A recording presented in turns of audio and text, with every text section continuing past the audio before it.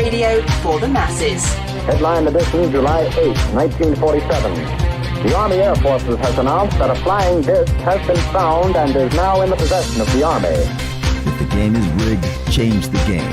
Game changer. I occasionally think how quickly our differences worldwide would vanish if we were facing an alien threat from outside this world.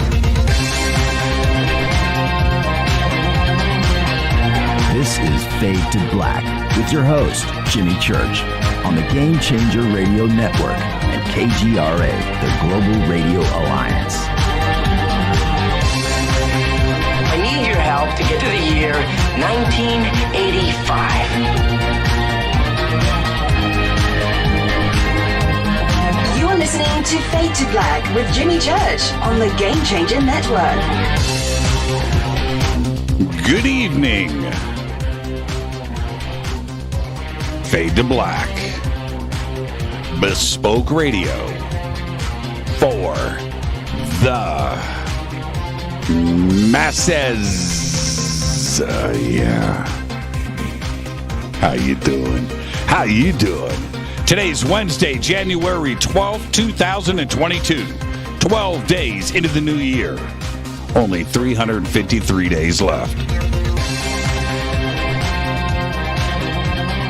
We are live from a bunker somewhere in the middle of nowhere. A total undisclosed location. But it is beautiful. It is. How you doing? I would like to welcome everybody listening all around the world, all across the United States. Hither and thither, to and fro, back and forth, up and down, east and west, north and south, far and near. This is Fade to Black for KJCR, the Game Changer, and UnX Networks. I'm your host, Jimmy Church. What is cracking, everybody? How you doing? How you doing? All right. Got a great show coming up tonight. Serena Wright Taylor is here.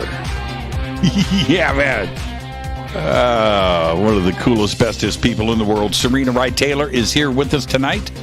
And then a little bit later on, for the rest of the show, Susan Slaughter is here. I cannot wait. And, it's two of my favorite people. Both on the show tonight. We're going to be talking about the 2022 Conscious Life Expo. It's coming up February 4th through the 7th. Right here in Los Angeles at the LAX Hilton. And so with Serena, we're going to go through some of the highlights and things that are going to be happening at this year's expo. This is truly the biggest event of the year. It's ginormous. It's great. It's fun. It's amazing. It's all of that. And if you have never been to a Conscious Life Expo, you're missing out. It is everything that you've ever heard about. It is so much fun and so cool. So, tickets and info, we've got links in the description box below. Have it in social media. We have it over at jimmychurchradio.com. So there's plenty of ways to get to consciouslifeexpo.com for tickets and info. And that's what we're going to do tonight on the show. Now with Susan,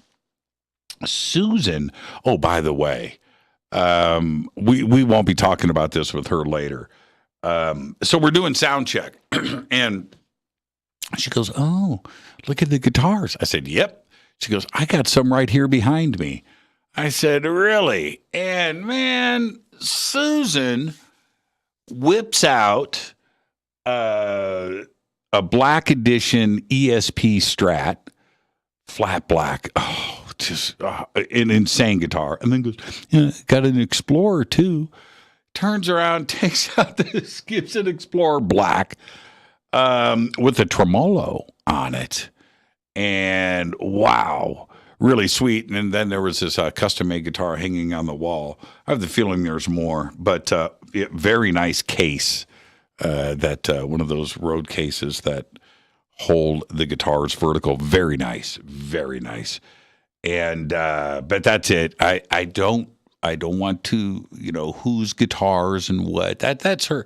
But wow, And then she goes, Susan's so cool. I've got an acrylic edition BC Rich. And do you remember those when those came out? Those are really, really cool. So Susan tonight is our guest a little bit later, and this is her first time to be speaking and appearing at the Conscious Life Expo. She's going to be doing 4 events. We're going to talk about that. We're going to talk ghost and ghost hunting and the paranormal with Susan. She's one of the best. So all of that is on tonight's show, and there you go. Now, I know that I mentioned yesterday that I was going to do a live unboxing today of my newest addition to the family from Carolyn Ford. I didn't get to it today. I had a busy day, but I'm going to do that live stream tomorrow. So the box is sitting there unopened. But I did everything I could. I was like, well, maybe you can just take it out and then and check it out, and then rebox it and I really sold myself on that today. The total, when you were a kid, you opened up some Christmas presents and taped them back up. You did, and you thought your parents didn't find out. They knew. You can't retape. It just no, and you did it. And you convinced yourself that you could pull it off. Well, today, I tried to convince myself that I could rebox that and nobody would know. And I just thought, no, that's not the right thing to do. That is not the fresh, prudent thing to do. That isn't to the curb. Is that what that means? So anyway, I will do the live stream tomorrow. Follow me on Twitter at JChurchRadio. KUNX is playing last night's show. I don't know. You're going to have to get a hold of Race Hobbs. Can't do anything about that live on the air. Follow me on Twitter at JChurchRadio. And then you can read the post that Third Stone just popped up. There you go. All right. Hashtag F2B is the sandbox. We don't bite. Come and hang out with us there. I was over in the chat room over on YouTube right before the show started, and the craziness is already underway over there. Hello to everybody, wherever you're watching or listening from all around the world. All right, let's get to the breaking news. Very sad day. Ronnie Spector, the leader of the Ronettes and the voice behind classics like Be My Baby, Walking in the Rain, right? That Eddie Money song, Take Me Home Tonight. Ronnie Spector left this world today after a brief battle with cancer. She was 78 years old.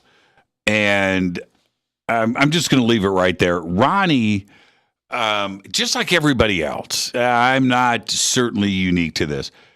Her voice got into my soul at a very young age. There was something about her voice, and I could not stop listening to Be My Baby. To this day, I mean, it's a perfect song.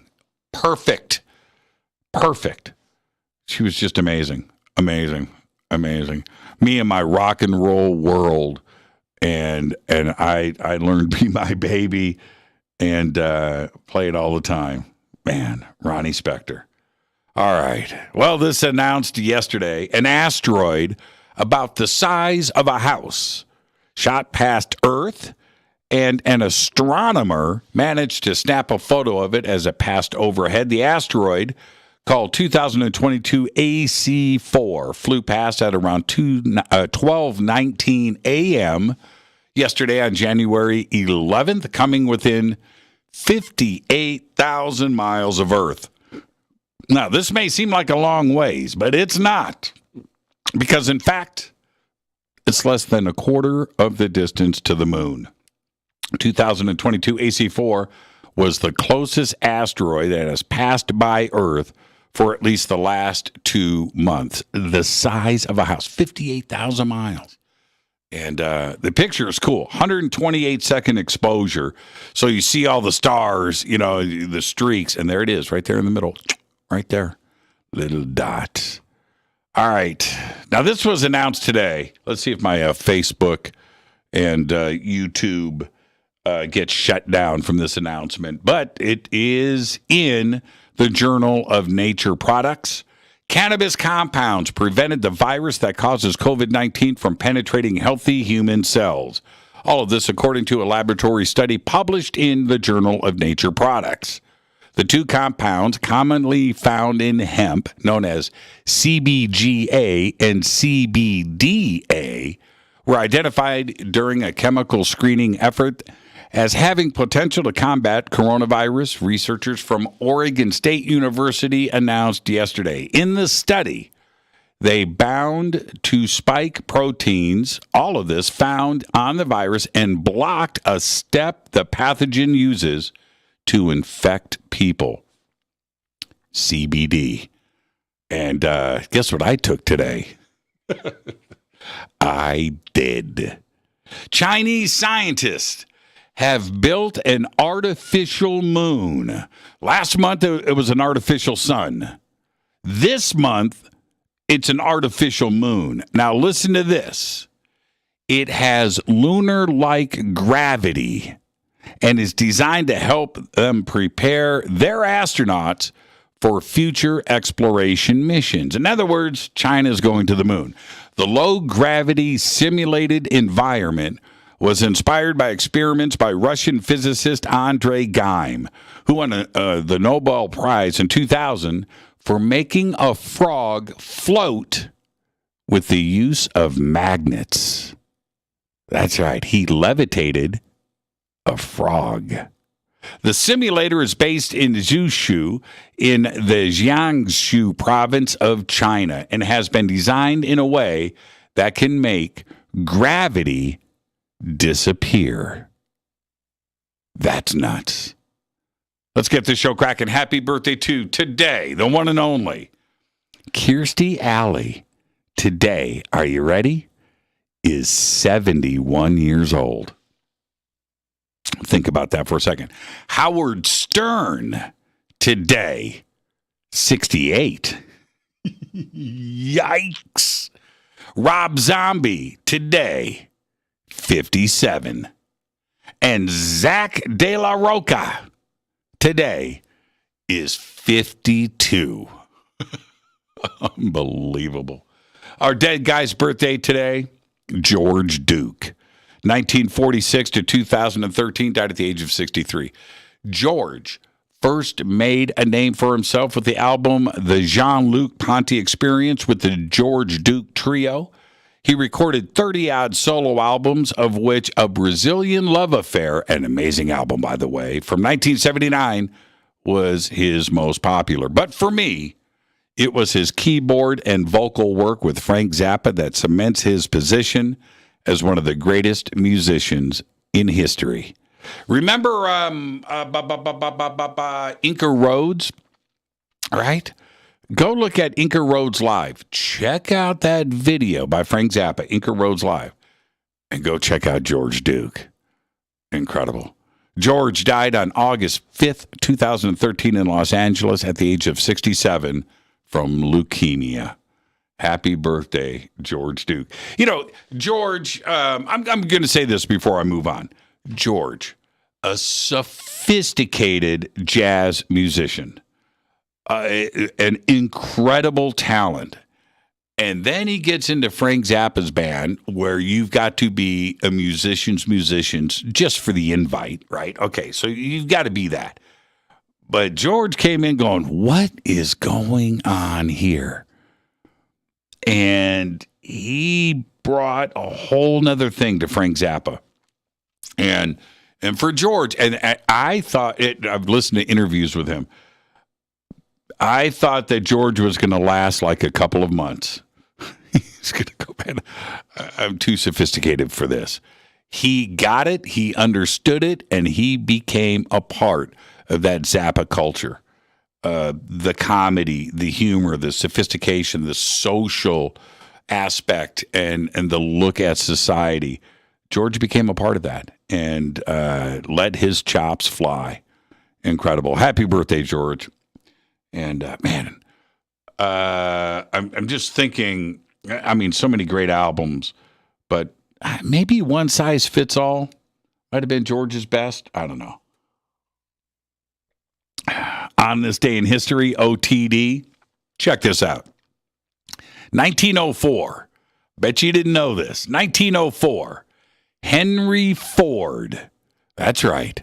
That Henry Ford sets the land speed record of 91 miles per hour on the frozen surface of Michigan's Lake St. Clair in a car with a wooden chassis and no body or hood. 91 miles per hour in 1904 on a frozen lake. Think about that for a second. Henry Ford was out of his friggin' mind. Fader fact. All right. I bring the stuff. I bring it every single night. And this one is right up there. Some of the most amazing, unbelievable facts. And here's your Fader fact. Dublin's Sean O'Casey Bridge in Ireland that was designed to swing open for ships couldn't be opened for 4 years. Why? Because someone lost the remote control. And that is your Fader fact. So I'm vetting this Fader fact today, right? I'm vetting this and I'm going in and checking it out. I'm reading the news. And sure enough, 4 years couldn't open the bridge. They didn't think of building 2 remote controls, stashing one in a drawer. Right? No, they didn't do that. And how do you lose? Well, anyway, they did for 4 years. You know how they fixed the problem? They had to come back in with some electrical engineers and build a new remote control. Still working today, and they built a backup, by the way. Tonight, very special guest Serena Wright Taylor is here. She'll be with us at the bottom of the hour, and Susan Slaughter joins us a couple of segments later. She'll be with us for the rest of the show tonight. We're discussing the 2022 Conscious Life Expo. Tomorrow night is another Fader night with open lines all night long. Now, let me hit this River Moon coffee. Fade to black blend. I like my coffee dark. I do. That commercial that's been running for like 5 years, I just can't change it. I can't change it. It's too good. That commercial that you hear, I did that in one take. I was like, I like my coffee dark. Done. Run that thing. It's been running for 5 years. All right. RiverMoonWellness.com. Links are over at JimmyChurchRadio.com. Promo code F2B Blend, 15% off of your order today. Best coffee in the world. Trust me.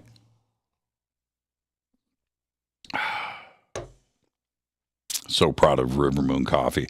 Last night on the show with Emily Harrison, I shared with all of you the strange visions and or dreams I had back when I was probably 5 or 6 years old. And if you missed it, here's a little recap. Because back then, I had these repeating visions of myself as an adult in a studio doing this. Talking into a microphone, talking to someone. And these things were constant for a long time. And although I didn't understand any of it, I didn't.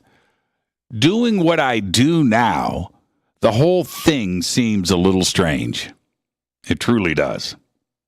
Now, I don't go around talking about it. I may have mentioned it on the show before. I don't remember that I did, but maybe I did. But I never really talked about it until recently. Because quite honestly, it just sounds crazy and made up. But that doesn't change the fact that it happened. And it happened a lot. Today, I kept going back to those memories. And they seem as clear today as when they went down in 1970. And then a few more things started to click into place. And one of them was this. At the local Kmart, that was down the street from our house, in 1970, 1971. At least I think it was a Kmart, right? Big department store or whatever, discount.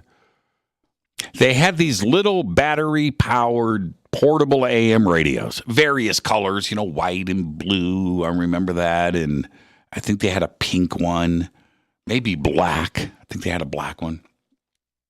They're all in this display case. And they were like $4 or $5 each. And somehow I got the money to get one. And you know what I'm talking about, right? Those little radios, like this big, had a little strap on it, right? With a little single white earbud that you only put in one ear. And I listened to that thing all day and night. But I didn't just listen to music. I mean, I did, of course, but what I really listened to was people talking, the news, talk radio, sports, stuff like that. And I loved it.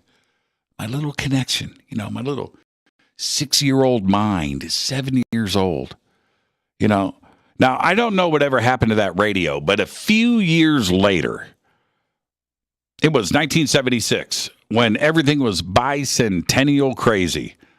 And I got another little AM radio for my birthday, and it was red, white, and blue with a 76 with stars on it, right? A blue 76 on the speaker grill. Little, same little radio kind of thing with that little white headphone thingy, And again, music, not so much. Talk radio, you betcha. 8 years later, I made my way to Pasadena, California, chasing the guitar dream. And I started teaching guitar at this little music store on Colorado Boulevard. And one day, this little kid comes in wanting lessons. The kid turned out to be John Coutant.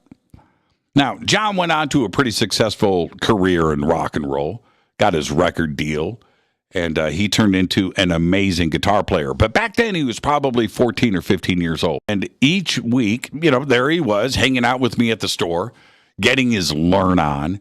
And I ended up getting too many students, and I started teaching up at my house on the weekends. And Johnny was one of those, and we really spent a lot of time just woodshedding, playing for hours on end.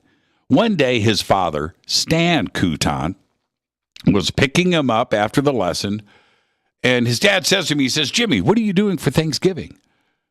And so the next week, I was over at the Coutant's house for dinner. It was awesome, but although the dinner was great, it was the conversation with Stan that stays with me to this very day. As we sat with the family having dinner, Stan says something like, he's like, "Jimmy, I teach commercial radio, right? I teach the class over at Pasadena City College. And we have a talk radio station. It's called KPCC. You should check it out." And I was like, "Stan, thanks, man, but I'm a guitar player." And his response was, "Look, you have a voice. You really should think about radio. And I know what I'm talking about." Well, today, almost 40 years after that Thanksgiving dinner, I reached out to Stan. Today, he's 78 years old and retired. But I wanted to let him know that those words of his back in 1985 really meant a lot to me. And he needed to know that. Now, although I continued back then my life's journey into music, I was secretly studying talk radio. I didn't let anyone know. It was my little private thing. But Stan, back then, did something funny to my head. He was watering the seed that was already planted from that little Kmart AM radio and the visions that I talked about last night with Emily Harrison.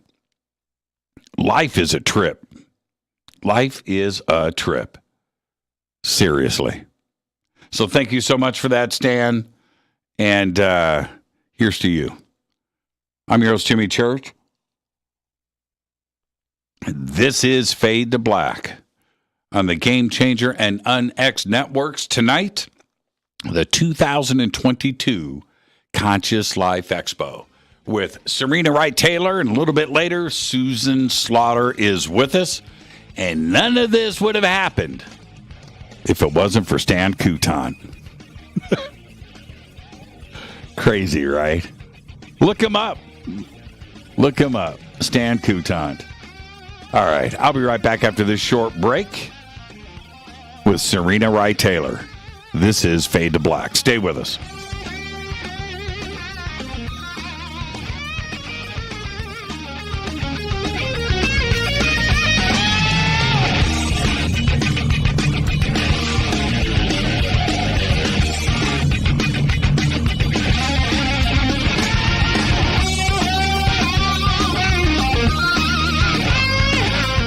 This is Nicole Church, daughter of you-know-who, and you're listening to Fade to Black on JimmyChurchRadio.com and the Game Changer Network. You're listening to Jimmy Church and Fade to Black on the X.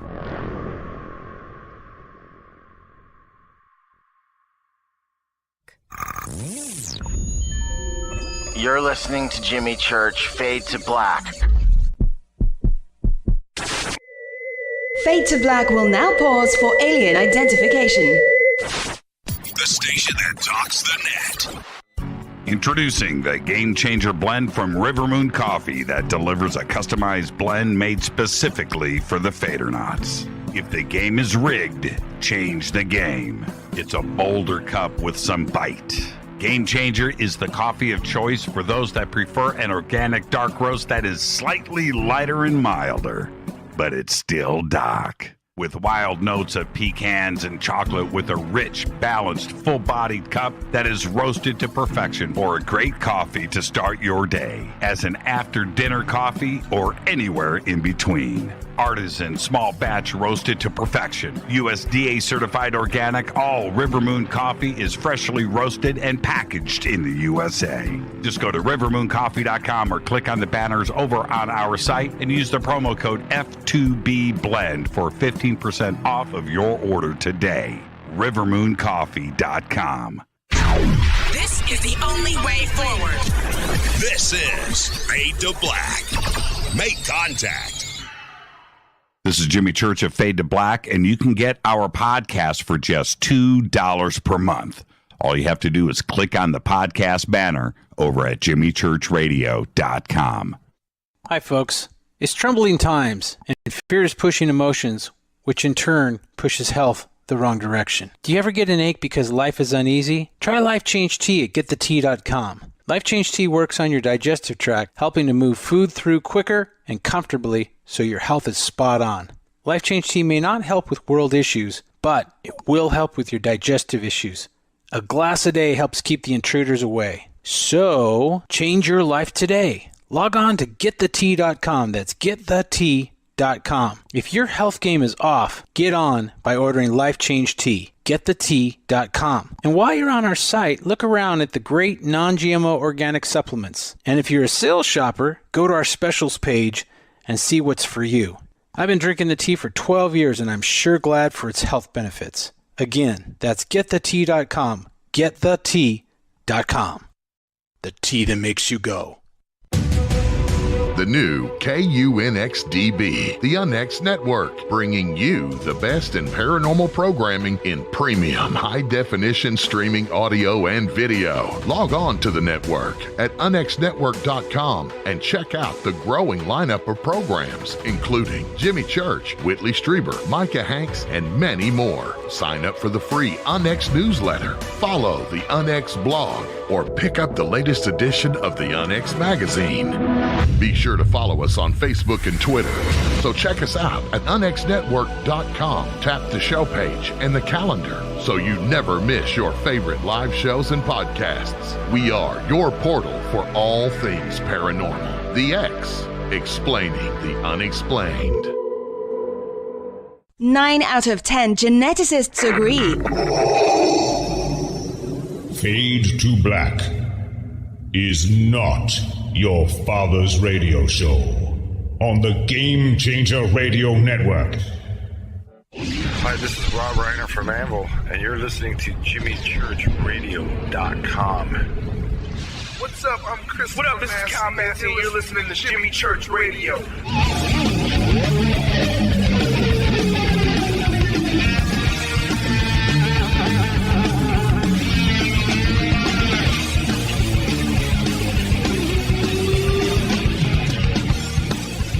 Welcome back. Fade to Black. I am your host, Jimmy Church. Tonight, our 2022 Conscious Life Expo preview.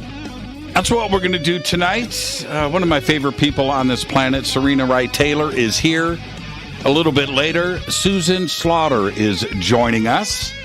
And we're going to go over everything. And what's really cool about tonight, of course, Serena, OG Fade or Not, one of my favorite people. But Susan, this is her first trip to the Conscious Life Expo. And I've tried to let her know. This is an amazing event. It's one of my highlights, if not the highlight for me, for the entire year. And so Serena is with us tonight. She is, of course, an award-winning conference producer, intuitive Vedic astrologer, UFO researcher, and, of course, a humanitarian. She became interested in UFOs and extraterrestrials from experiences during childhood in England, which led her to study philosophies and meditation from a very young age. As associate producer for the Conscious Life Expo for the past 19 years, she runs the UFO section and the ancient mystery sections of the expo. She is the host of the UFO panel. We're going to be talking about that tonight, and also produces the Ancient Secrets panel, my panel. I just show up. That's all I do. I just show up. Serena does everything. I just have to just make sure I brush my teeth, and it's always great. She brings the best experts in the field, and she's also sharing her own research. We're going to be doing that tonight, and maybe we're going to do a reading or two. Yeah. I would like to welcome back to Fade to Black, the one and only Serena Wright Taylor. Now, Serena, I'm just going to say this. I'm going to say this out of the gate, okay? Can I say this out of the gate? Uh-huh. I know. I don't know what it is yet. I'm going to say this out of the gate. I know one day I am going to get you to the point where you're going to come on the show without notes. Oh. Serena, I know Serena. She is prepared. She's organized. I already know. I can't see, but I know that there's notes, and she is prepared, and she is ready to go. One of these days, you're just going to wing it. You're going to wing it. Yeah. You're going to take the papers, and you're going to throw them to the side, and you're going to go, Jimmy, let's do this.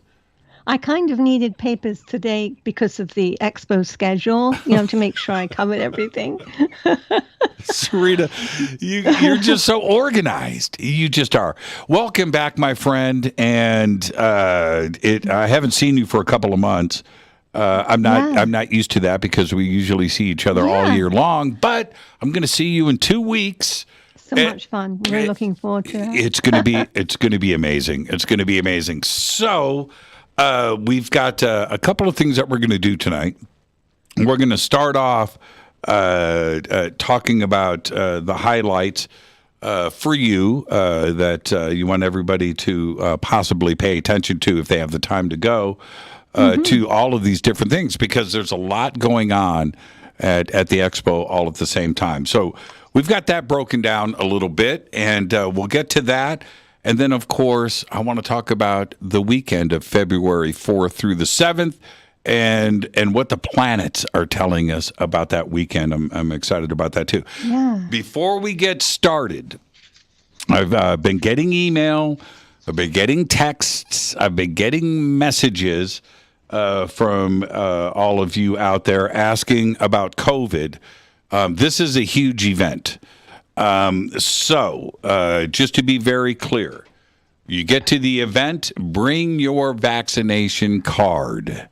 All right. Now, that's not required for entry, but if you've got your Vax card, you're in.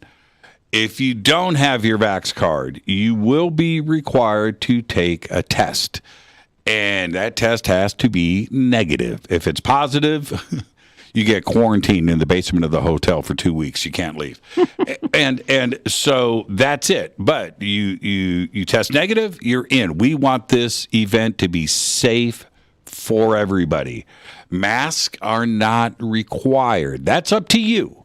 There's not going to be mask police running around and intimidating everybody. That's up to you. You do your own thing. But if you're not vaccinated, you will be tested. We want this to be safe. I don't want to get sick. You know what I'm going to do? I'm going to get tested. I'm going to do it just because. I'm serious too. Yeah, I'm going to get tested. Yeah. So we got that out of the way, everybody, so you understand. I want everybody to be safe, and I want you to be comfortable in your own little thing about what is going on. So we've got all the bases covered. And here we go. Now, I'm very excited about this year's conference. One, that we're having a conference. That there.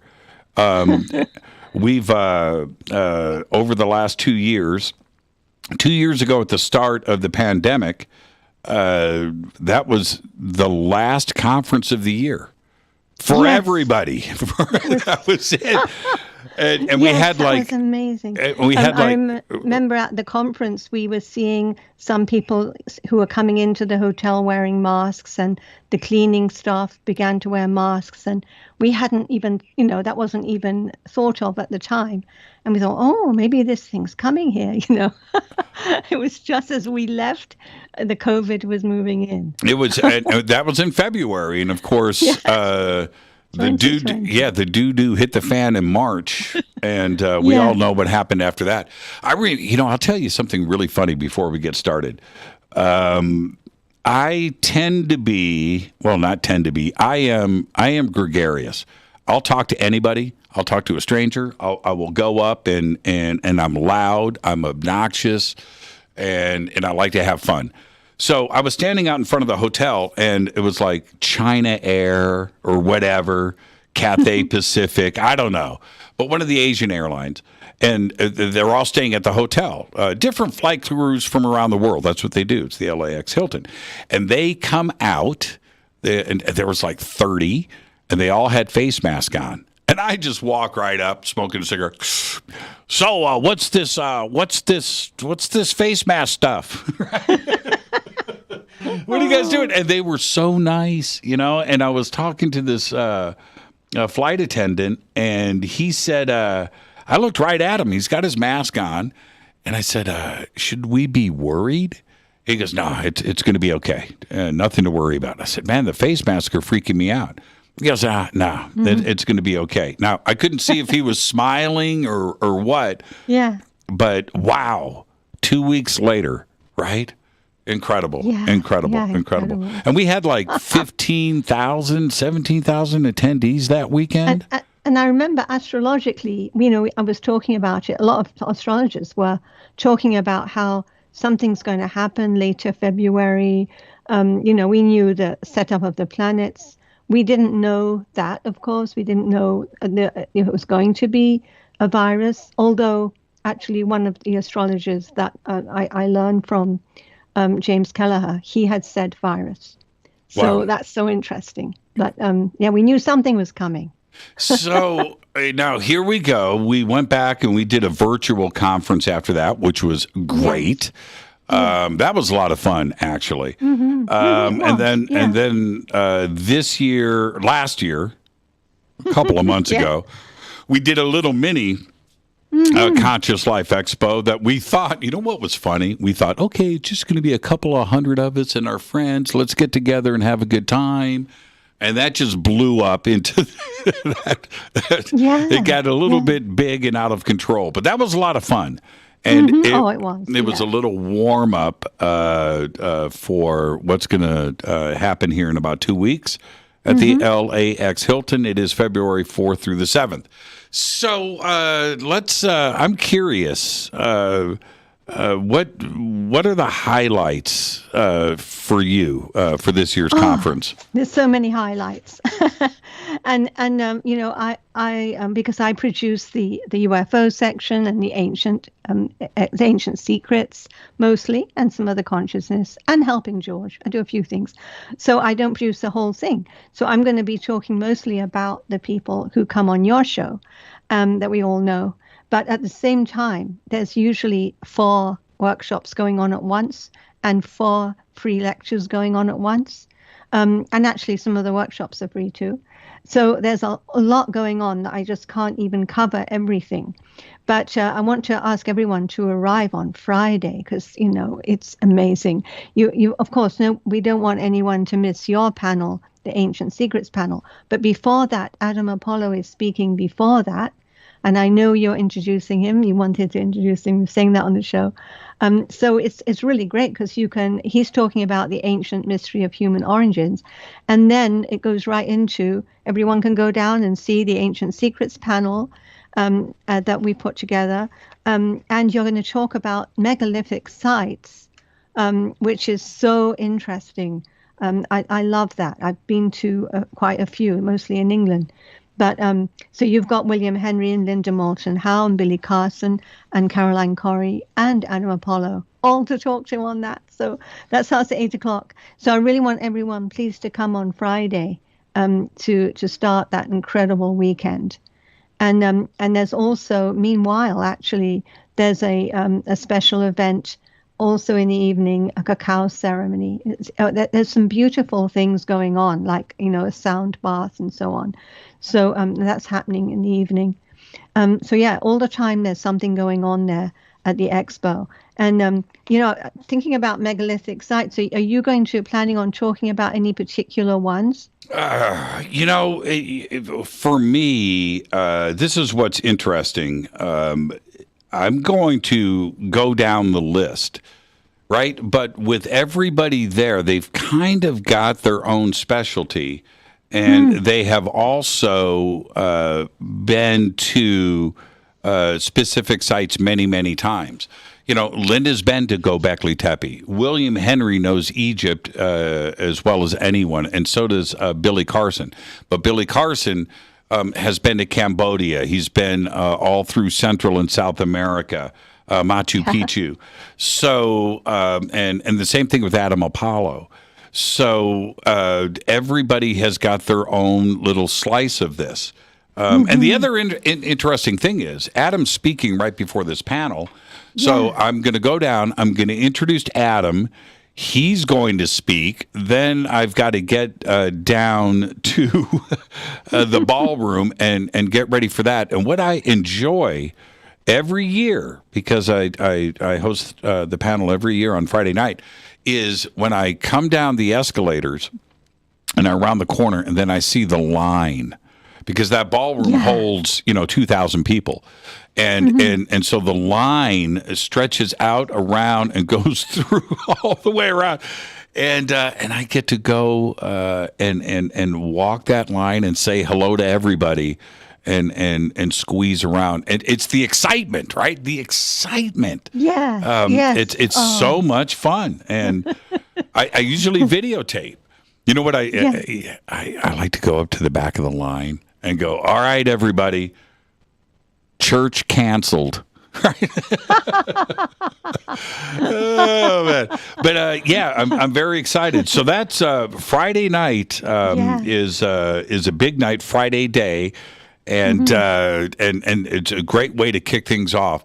What's going on Saturday morning?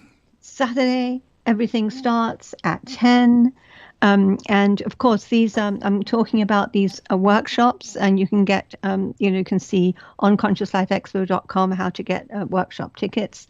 And we try not to put people up against each other of similar interest, but I know everyone loves Caroline Corrie, and she's on at 10, but also Sarah Breskman Cosme is also on at 10. I'm sorry about that. She'll be talking about hypnotist's journey to Atlantis. I know she was on your show. We're really looking forward to listening to her. The reason why they're both on at once is actually it's followed by at noon, George Norrie has his forum. And of course, everyone goes to that for 2 hours, and we didn't want to pull anyone away from Sarah or Caroline. So, yeah, they're starting the day there. So that's happening, plus other workshops, of course. And then I have been helping George with his forum. It's going to be called New Paradigm Forum. And who we've got there is Lisa Garr, Billy Carson, Caroline Corey, Adam Apollo, William Henry, Linda Moulton Howe, Suzanne J. Wilson, who is a medium. So I can't wait to meet her. She's the carefree medium. I don't know if she was on your show, but I haven't. I listen to most of your shows, but I can't always catch up. Right. But but that's going to be really interesting. He's going to talk about, or everyone's going to talk about all the breakthroughs and groundbreaking concepts for this new time now, this new worldview, this time of great change. So we'll see. We're looking forward to that. So then. After that, William Henry immediately goes to speak at 2. He'll leave a little early from that forum, and he's speaking Reset the Reset. So he's speaking then. By the way, William also has a post-con on Monday, and we should mention, not to forget Monday, because if you're coming to the expo, you definitely want to stay. Those intensives on Monday are so interesting. And the speakers you really might want to get to know more and meet and ask personal questions to. And there's a smaller audience, and you really feel like you can discuss things, and it really opens out for questions, and you're right there with the speaker. So, and William's doing it, Linda's doing one, Adam Apollo's doing one. So try to stay for Monday. But yeah, he's speaking at 2. Along with there's 4 other, of course, workshops. Then Suzanne Wilson, the medium's talking at 4. Maureen St. Germain will be with us at 4 as well on Saturday. And at 6, Linda Moulton Howe is talking about a strange UFO abduction, and you'll hear all about it. And even if you've heard some things before that she's mentioned, she always has new information. So it's just, how she is. She gets constantly these people report to her, these people that no one else gets hold of, a special whistleblower. So she'll have a lot more to talk about there. And then there's a speaker reception right after that. And the room will be changed around, and we'll have the whole party. There's some surprises during that award time.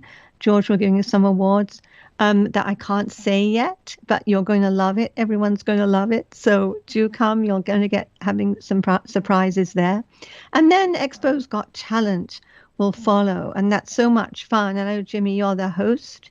So there's going to be a talent show. It's always amazing. It's amazing the talent that people have that we don't even realize. People who are in the, the expo, in our attendees or our friends. I want to say one thing about Expo's Got Talent. Mm-hmm. Every year's been amazing. I mean, it's just mind-blowingly great, the talent that's on that stage, and I'm not exaggerating. And this last one that we had. We have 10 contestants. Those were 10 winners. Any one of those 10 could have won. It was like this and you just sit back and you're listening and you're watching this just amazing show going on. And there's only 3 there's only 1, 2, and 3. But it's so hard. It's so hard. And that was pretty tough. That was in a weird way. You're a judge, and it's an awkward feeling. As a judge, because you're looking. How do you pick one over the other? Everybody's so great. Yeah, it's very hard. And then I've got to hand out the prizes and announce, and I feel guilty because there's 7 out there that I know could have won. It's really that great. So everybody, you're not going to want to miss Expo's Got Talent. It is. I can't even put it into words. And we've been having so much fun with it. This is our 4th year now. Yeah. And I'm not always a judge. I don't know if I'm a judge this time. Oh, you're a judge. You have to be a judge. You're our Simon Cowell.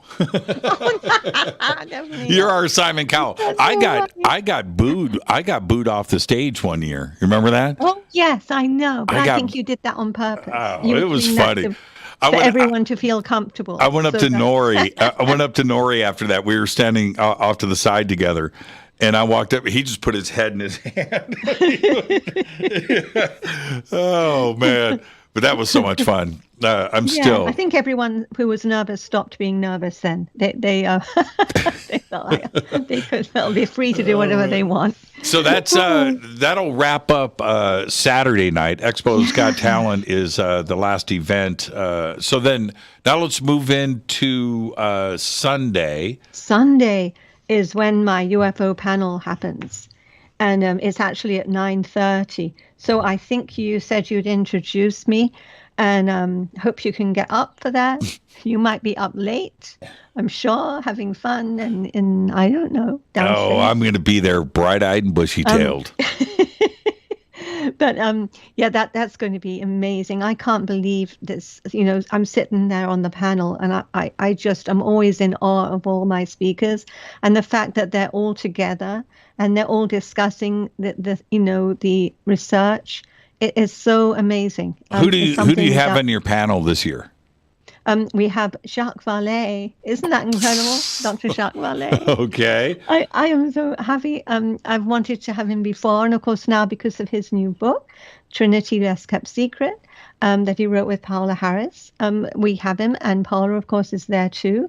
And they will discuss the new book. And they also, of course, are going to speak right after that. So, but yeah, they're going to be on. And then Whitley Strieber, Linda Moulton Howe, and Caroline Corey. Wow. In fact, I have 4 ladies, including me. Wow. So isn't that great? Just 2 men. That's not right. That's really fun. That's not right. That's not right. That's not right. That's not right. The women taking over. Women, yeah, we are. Showing, yeah. Well done. Well played. Well and played. It's called, UFO Disclosure, What's Next? We're calling it What's Next because, we want to know, like, especially this NDAA bill and this new UFO office, UFO right. Legislation. And I mean, this is so interesting. This could be it. This could be part of the disclosure. I'm hoping that, we're going to get more reports to the people. With this office, we'll hope so anyway. But we can discuss that and everything connected with UFOs. And of course, we always talk about how the ETs are disclosing themselves, and they are. But we do want official recognition as well. It really is important, I think, to have both. And so the rest of Sunday, we've got to hurry and go through. Yeah, what's coming up next? So following the UFO panel, that is Paula Harris and Jacques Vallée will do their big event at noon. It's actually the same as a workshop, same price, but we're calling it a big event because it's so incredible to have them both talk about the research they did and the in-person, the people they spoke to in person, who were children at the time of this event, this UFO crash, which it's a Trinity UFO crash, and of course Jacques Vallée has so much knowledge and wisdom. So and you can ask questions, and they're going to bring a few books. So the first people up there will get to buy a book and have them sign it. So that's fantastic. That's on Sunday. Then that's followed by Whitley Strieber at 2. So how amazing. So you have a little short time to get a bite to eat and then get to 2:00 at the workshop with Whitley. And he's talking about the motives and aims of our visitors. It's always incredible to hear Whitley. And again, you remember there's other workshops going on. So do look at our website, do see all the other workshops as well, and all the other things. There's booths, there's entertainment downstairs, all kinds of stuff. And then Billy Carson is at 4, and he's speaking about evidence of past ancient civilizations in our solar system. Are you still going to Egypt with Billy? I am. It'll be in October. We haven't announced it yet, and then after Billy, Bashar? Yeah, Bashar at 6. Yes. Vishal is always the last one. It's and so you get all this incredible wisdom and peace and knowledge on Sunday evening. And then there's also a sound bath activation and a closing ceremony. And then remember, post-con on Monday. And that's always great. So to really, like I was talking about that earlier, in a more intimate setting, and you get to talk to your favorite speakers and spend 2 hours in in-depth conversation and learning. It's going to be an amazing weekend. And again, Monday, I think most of the attendees, they know about what goes on in the post-conference on Monday and are staying over, and they stay through to Monday, which I do too. A lot of people do that. A lot of people stay through. Yeah, absolutely. If you live in LA or staying nearby, just come back in and for post-con. And at that point, there's no more booths. There's no more exhibits. It's all just up there and upstairs. But of course, the whole weekend is full of incredible exhibits. And I remember when I used to go to, in the old days, we called them now, the whole Life Expo, before Conscious Life Expo. And the first time I went, I never even realized there was talks. I was so into the exhibit. I know. I try to, I'm busy all weekend, but I try to block out like 2 or 3 hours just to walk the exhibit hall. It's insane. It is so cool. It's so much fun. It's loud, and it's overwhelming, and you're right. I mean, for many people, they show up just for that vendor hall. They may not even go see somebody speak, because you can just go and you see things that you never see anywhere else.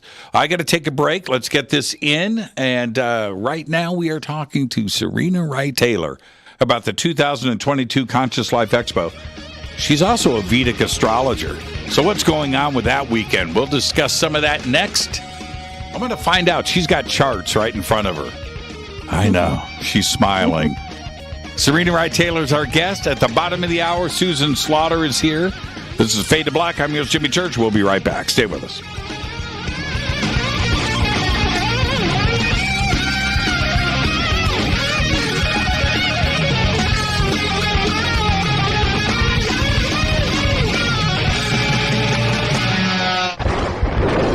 This is Fade to Black with Jimmy Church on the Game Changer Radio Network. Your 1 million gigawatt paranormal powerhouse, KUNX-DB, VX. This is Billy Carson with ForbiddenKnowledge.tv. Forbidden Knowledge TV has just reached its 1-year anniversary. That's right, 1 year. And as a show of appreciation, we are giving all new subscribers a free 30-day trial of ForbiddenKnowledge.tv. That's 30 days to binge watch thousands of movies, documentaries, conferences, workshops, lectures, yoga classes, meditation courses, and so much more. So log on to ForbiddenKnowledge.tv from your computer or mobile device, or get the Forbidden Knowledge TV app on Apple TV, Roku, Amazon, iTunes, or Google Play today, and use coupon code 30daysfree. That's coupon code 30 days free on ForbiddenKnowledge.tv today. Because you never got that pony you always wanted. Damn it. Jimmy Church and Fade to Black on the Game Changer Network. Listen, I know, and you know, that you've always wanted your first crystal skull. Or maybe you're a collector just like me, but you just don't know where to go to find the real thing. Then I met Carolyn Ford over at EinsteinTheCrystalSkull.com. Carolyn is the guardian of Einstein, one of the most respected ancient crystal skulls in the world. All of her unique skulls have been imprinted sitting with Einstein in his sacred lodge and are carved from the finest gemstone and materials. Imprinting is the process of receiving the ancient wisdom from the master skull or master computer, Einstein, the ancient crystal skull. To see Carolyn's current collection of crystal skulls, just visit her store at EinsteinTheCrystalSkull.com or click on the banner over on our site. Don't forget to use the promo code Jimmy at checkout to receive 10% off of your order today. That's promo code Jimmy. Finding your first or next crystal skull is easy. Just visit EinsteinTheCrystalSkull.com. When you take the beans from Central America with dashes of Indonesian and African mixed in and then roast it to the dark side of Fade to Black, you create the ultimate brew of fringe. Introducing the Fade to Black blend from Rivermoon Coffee. Yes, Rivermoon's darkest customized roast was created for the love of Fade to Black. The alchemy of masterful roasting and smoking the beans is in every sip of this full-bodied, dark Java. I need my coffee dark, deep, with distinct bittersweet chocolate highlights, just like the bunker. Leaning further into the darkness of the roast is Fade to Black blend from Rivermoon Coffee. Just click on the banner at jimmychurchradio.com and use the promo code F2B blend for 15% off of your order today. Hello, I'm Katie, and you're listening to my main man, Jimmy Church, on jimmychurchradio.com. Hi, this is Ray Hobbs here, repping the planet, and you're listening to my good friend, Jimmy Church, Fade to Black. This is Toby Kebbell. You're listening to jimmychurchradio.com. Don't hurt me, Jimmy. I'm only little. Hey, I'm Adrian Grenier, and this is Ari Gold. We're the Honey Brothers. We're also Honey Brothers. Hey, I'm Adrian Grenier, and I'm Ari Gold. We're the Honey Brothers, and you're listening to Jimmy Church. The Revolution. This is Jimmy Church of Fade to Black, and you can become an official Fadernaut by just going to our membership section at jimmychurchradio.com. Hello, this is Serena Wright Taylor from Conscious Life Expo, and you're listening to Fade to Black with Jimmy Church, who holds the Lucky Pony record for the best astrological chart since 1963. True story. This is Micah Hanks of the Gralien Report, and you're listening to Jimmy Church on Fade to Black.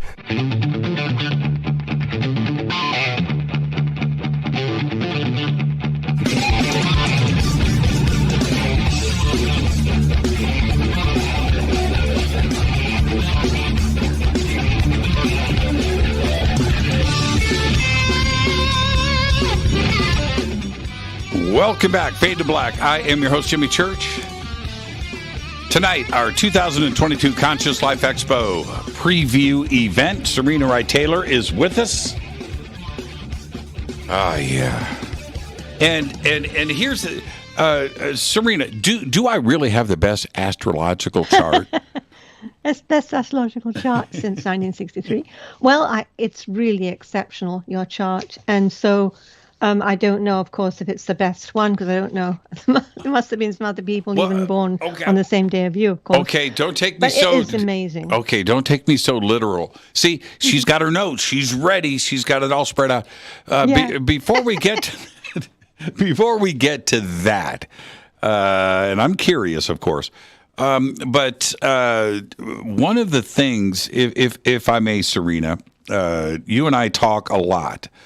And I'm just going to let the audience know, Serena and I will be talking about dates or things and stuff coming up, things that we're doing, and so forth. Everything is for Serena. She goes, we're going to get together this weekend. It's going to be great because the charts are saying that this is going to be the best dinner we've ever had. And we're going to have a meeting. We're having the meeting this weekend because the charts say. And, yeah, I do. You do. I you do. People crazy. But I love that about you. And so I know that you've been focused on February 4th through the 7th for a while. You've been looking at this and making sure if something popped up would you call Q and go, we got to move the dates? Yeah. Well, have you ever done that? We should let everyone know that's Robert Quicksilver. That's why we call him Q. It's got a Q in his name. But actually, we don't get to choose the dates. The Hilton works with him because they have so many other things going on there. And so I don't get to say, oh, this is the best weekend. I tried to have a certain date, a certain weekend in February, but I think it might have even been that the 13th, or I can't remember now, but the middle date when we usually have it near Valentine's, it's now the Super Bowl. So they have people there, crowds there for Super Bowl weekend because it's going to be in LA. So we didn't get that weekend. So it was we didn't choose, in other words, this first weekend in February. Wait. Did you say the Super Bowl is in LA this year? Yeah. I didn't know that. It shows you how much I follow sports. But I don't follow sports at all. I only know. I just watched the halftime. So the Super Bowl is going to be in L.A. this year. Yeah. Oh, holy crap! Unless it was changed. Unless anything happened. I swear I did not know that. And that's the weekend after the Conscious Life Expo? Yeah. So the hotel's going to be full that weekend. So we have the weekend before. And the amazing thing about it, though, is that Mercury goes direct when the expo starts. It goes retrograde, I think, this Friday, and then the Friday of the expo, it goes direct. So we're starting with that, powerful Mercury going direct. Is that a good thing?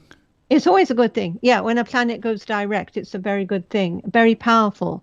And even the retrograde, people don't like it. We think, we get mixed up with times and we lose things and all those things that happen with Mercury retrograde. But basically, when a planet is retrograde, it's to slow down and go back and check on everything and kind of, like, say you were writing, which Mercury rules things like writing. Mm-hmm. So if I'm writing something, I might go back on it through the retrograde and perfect it and improve it and not send it in maybe until if I'm, doing something important where I have to send it in, until it's direct, if you have the choice. So, it's when it's direct, you can launch something, but when it's retrograde, you go over and you check everything. So we'll be doing that for sure the whole time, going over all our details, making sure we got everything ironed out. Serena, let me jump in. I'm interrupting the kindest person that I know. Serena, why does everybody complain about Mercury retrograde? I mean, you know what I'm talking about. Exactly. Because you have to watch all your details. You can't just, you could easily be late for something or miss, your plane or miss your bus or something, because of the details that Mercury rules, your mind slows down. Everything seems to slow down. It doesn't really, but it's that kind of time when it's calling for you to go over things and really notice them and not just, rush forward without checking your details. So really, a retrograde planet in general, like, for instance, when Venus is retrograde, which it is now at the moment, we always check things as well in regards to relationships, things like that. It's great time for having therapy for relationships, or, I have clients who find that happens to them in a Venus retrograde, and I advise it. You work on something, you don't make a major decision, you just work on it, and then it goes forward and everything's been worked on, and you feel better. So every planet, they go retrograde, except of course the sun and the moon, but all the planets go retrograde, and then they become more strong, and you really go over and work on certain issues, and if you use it well, it's powerful. So that's when it goes direct. That's great for all the timing and things moving quickly, and for learning, and then also on that day I look mostly at the moon, because of course the moon moves all the time every day, and the moon. Now this is in Vedic astrology. It will still be in Pisces. I know tropical. I have it in Aries, but Pisces it's in Pisces when the expo starts, and Friday, Saturday. And Pisces is ruled by Jupiter. It's very spiritual, a spiritual wisdom, your intuition, of course, Pisces, and kind of a gentle and sensitive energy. So that's really nice also for opening the expo. And it's new, but it's not too new, because when the moon is really new and it's just moved from the sun, it's still dark. It's still called the dark moon. It's not as powerful, but by then it's in the third house from the sun, and so it'll be a good new moon to start new things. So we like that. And then right on Sunday, it does go into the next constellation in Aries, which is Ashvini for us Vedic astrologers, and it's ruled by the physicians. It's healing. So it's in the healing energy for Sunday. So that's great. And aspected by Venus and Mars. Venus and Mars are in conjunction for a while. They're going to be traveling together for a couple of months. And that's incredible, powerful energy. And it's obviously, everything that Venus stands for, love and the arts and beauty. They have action from the Mars. So Venus and Mars, like male and female. And, I was thinking, that's kind of thing like art or beauty in action. We actually have a fashion show. That's another thing we have going on at the expo. What? There'll be a fashion show. There's a fashion show? Yeah. I didn't. Wait. What day is that going down? I think it's Saturday. How did I miss that? I've got to see where it is. I'm going to find it. I'm going to find it right now. Yeah, because I'm not producing that, but that's fun. And of course, we have a lot of exhibitors who have really incredible fashions and, kind of cosmic-y things. So I'm looking forward to seeing what that is. So that's happening as well. That's a typical Venus and Mars conjunction. And shall I continue on about the planets? Yes. Yeah. So there's one thing going on, and I'm looking at that. It's Saturn, Sun. So Saturn and Sun are going to be conjunct for part of the expo. I think, for Friday. But I think of Saturn as the ancient planet. I mean, when somebody has Saturn strongly, that in certain houses, a good Saturn, because it's in its own sign, actually, they are interested in ancient things. I see that very often. And sometimes it might just be antiques, but other times it could be, ancient studies, and ancient wisdom. So I think, that's interesting, having that conjunction on Friday. And it makes us a little bit more serious in learning and wanting to explore something in a serious way, with wisdom. So that's some of the things going on. And Uranus, it's an outer planet. We don't always look at it in Vedic, but of course tropical people look at it a lot more. But it's trining Venus, so that's beautiful. That's a great insight and excitement and new ideas. And so that's really interesting as well. Yeah, here it is, the Euphoria Fashion Show. Right. A collaboration showcasing conscious fashion brands. And wow. Okay, the Starseed Squad. Okay. Oh, yeah. All right. So this is Saturday at 4 p.m. in the lobby. Lobby, exactly. Yeah, in the lobby. Yeah, so, that's where our stage is with music as well. Yeah. So, it's going to be on the main stage down there. Okay. Which is right behind my my booth. Well, it might be on the stage, or it might be they might walk through. So I'm not sure yet. So whatever it is, yeah, exactly. I'm going to be down there checking that out. Yeah, see everything. Yeah, that's totally cool. That is totally cool. Okay, so would you say that we have a good, positive, amazing chart for the weekend? Yes, I would. I would say that. Yes. Could it be? I think it's great. Would you change anything in that chart? Oh, if I could move planets? Oh, yeah. I wish I could move planets. I'd have to have a birth on a higher planet. And a very high birth on a very, very advanced planet. But yeah, I often wish I could move it a little bit. Well, probably if I could change something, I wouldn't want Saturn so close to the sun. But like I said, it'll be moving away, and the sun's moving away from Saturn, and it can bring about more of a serious side on Friday, and it can bring about the ancient interest in ancient things. But that's probably what I would do. But we have some great transits coming up for 2022 in the world in general, especially after April. And that's going to be, and you said you've moved your traveling. I'll have to check that up for you. But it's great to be traveling when Jupiter's in Pisces. And, in Vedic astrology, because we're 23 degrees different from the tropical, right? We don't have Jupiter going to Pisces. And in the sky, it's the same as astronomy. So it actually goes in April, middle of April, 13th, and to its own sign. And that's going to open up a lot more for travel. It's going to be in its own, Jupiter's going to be so strong. Spirituality, all the good things, traveling, financial, generally better. And how so about that's good. And how does it look for the rest of the year in 2022? In your estimation, I'm feeling very positive about things. Mm-hmm.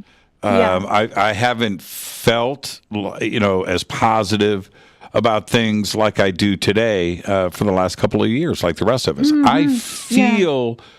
I feel a change. Do you see that in the charts? I do see a change. And, I discuss this with other astrologers, and I learn from some great astrologers, not just me, but particularly us Vedic people. We're seeing that movement of Jupiter is very promising. And other things that were, have moved away. I mean, 2020 was awful, for, astrologically. But it's all moving away into good houses. Mostly, to say that COVID would be completely out, the way is, I wouldn't say that. It's still around, but it's so much more easy to deal with. There's less restrictions. But January 2023 is when, for Vedic astrologers, that's when Saturn goes into Aquarius and leaves Capricorn. And Capricorn is typical for restrictions. So we do feel there's going to be, a certain amount of restrictions this year. But from even January 23, that's a change. So a big change. But yeah, this year's better. Next year's better. It's just getting better. It's true. And for you, you've got some good things going on. Yeah, let's get to me now. Here's the deal, though. I can move planets. So just let me know if you need something nudged. If you need something nudged, I got a little juice. I'm willing to play my juice card. I'll do it for humanity. Okay. That's good. You know what? In Vedic astrology, we have remedial measures, and there are things like to wear a certain gem or to recite a certain mantra, which is a sound vibration. And that helps with if someone is going through a difficult transit. It does make a difference. And there's also ceremonies that go on mostly in India. I have them done quite often. I have those done for the family. And certain mantras are read, and it depends on the time of year. And that they're powerful too. So there's remedial measures that can be done as well to help with all, it's all our karma, really. It's not the planet doing something to us. They're just like the map of our karma. I'm going to tell everybody, Serena gave me my mantra a couple of years ago, and I use it, and this is it. I'm going to share it with everybody. Serena called me up and she said, I've got your mantra. And I said, okay, what is it? She goes, just repeat after me. And I said, okay. She said, Italian meatballs. I said, really? So that's and that was a gift from Serena. Italian meatballs, Italian meatballs, Italian meatballs, Italian meatballs. And it has worked for me. So I want to thank you for that. They were vegan meatballs. They were definitely vegan. All right. So what's up for my? You've eaten them at our house. You've had them. I've had your vegan meatballs. I have. No. Yeah. I remember. So I've got them piled up on my plate. And I was like, these can't be vegan. Oh, they are, Jimmy. They are. And I was like, wow. Didn't 100% sell me. You know, I didn't drive away going, I'm a vegan now. But I got to say, it was close. Yeah. It was close. I made something like that today. It wasn't actually a meatball, but it was kale. And you'd think, oh, yeah, not kale. But it was in a tomato sauce that I make those kinds of vegan meatballs in, with bay leaves and various spices, and cook it down a long time. And it had chickpeas in it and kale. And Douglas thought it was incredible. And I made it with turmeric potatoes. He only says that because he loves you. No, he eats it all. He and I ask him sometimes, do you want that? And he'd say, oh, I don't want that anymore. He would say. I love Doug. Where is he, by the way? He hasn't popped in. He's in another room being quiet, so I can be on the show. He's behaving. He's watching the Surf Channel. Okay, so what's up for my charts? What's going on with my charts? Okay, so your chart, it's going to be such a public year. There's a lot going on in the public. So Jupiter's really strong for you, 7th house Jupiter. Now it's already there. It's just incredibly busy. And I was thinking there's going to be some traveling, and I'm glad it's a bit later now. So one of the things that you have is a Saturn return. But don't worry about that. We all get 3 in our life, and the Saturn return isn't as difficult as the Saturn on the moon. That's more of a difficult time. This is not that. This is Saturn return, which will bring you, like, you kind of look back at, like, what happened, how have I acted, what have I achieved in the last 28 years, and then you can prepare the next 28 years. The thing about your Saturn is that by birth, it trines the sun. So this is very, very good for you. It's not like, it could be, if it was a bad Saturn, this Saturn in its own sign trine the sun. And, that means that by nature, you have certain qualities which will be enhanced this year. And some of those would be, willpower, being disciplined and mature, being practical and very focused, helps you with good health because it helps you to be diligent about whatever you might do for health. It really helps you concentrate on things, gives you a good character. Of course, we know you have that humility, confidence, integrity, and also having a position of authority. You're meant to have, you do have a position of authority, not maybe what people would think, but you do. And so this is really, this Saturn return is powerful. It brings you to a more powerful position, but with, humility as well. So that's really good. The Jupiter transit's really good. It's going to go on into, like I said, from when Jupiter goes into Pisces, I would expect there'd be some more traveling for you later in the year, and you said there was. Might not be before that, but being in the public and having a lot of maybe some different things to do than you've done, some new things, and making some decisions that where you might leave one thing behind and spend some more time on another thing. That's likely. Let me see, I'm looking at my notes because I was telling this earlier. I think that's kind of most of what I was going to say. But there's recognition for more than ever. And the period you're in, in Vedic astrology, we have what's called dashas and bhuktis, they're time periods. And you're in your Venus dasha, your major Venus period, and your Jupiter sub-period. So that is so fortunate. They're both in their own sign. In your chart, they are very powerful planets because they're in their own signs, like many of your planets are. That's what makes you have this best chart since 1963. And so they're enhanced this year with a lot of kind of what people might think is good luck, but it's really good karma coming back to you. So that's one of the things that are going on. Okay, so I need to stay focused, but I can also relax a little bit, and I don't have to stress out, right? Yes, don't stress out. There's a lot going on. And just know that you can handle it. It's going to be easier for you to handle all kinds of things that you might have previously been stressed to handle. But yeah, definitely make sure that you have that spiritual side going, that you do some deep breathing or meditation, whatever you like to do in between everything to keep you, focused, to keep you calm. Try not to say yes to everything. But there's a lot going on this year. Yeah, I know there is. And I've just got a minute left with you, Serena. But let me ask you this. How do I look through the end of March going into April? Because I was going through my schedule and my calendar today with some people that I work with. And I am booked solid through the first week of April. Every weekend, every week. For the next 8 weeks. And I don't know how I'm going to juggle this. I have to. I don't have a choice. But how do I look for the next couple of months through the first week of April? I'm actually putting you on my other computer right now because I think that's when you get Jupiter right on your cusp. And so that is the public. It's also good for relationships, by the way. Everyone likes to know that. But let's see. Yes, it is. It's going to bring you out there. And it looks like, yes, I mean, it's a lot going on, what I would say, in the public eye at that time. Right. Your Saturn return's not happening then. It does come back a little, but it's not.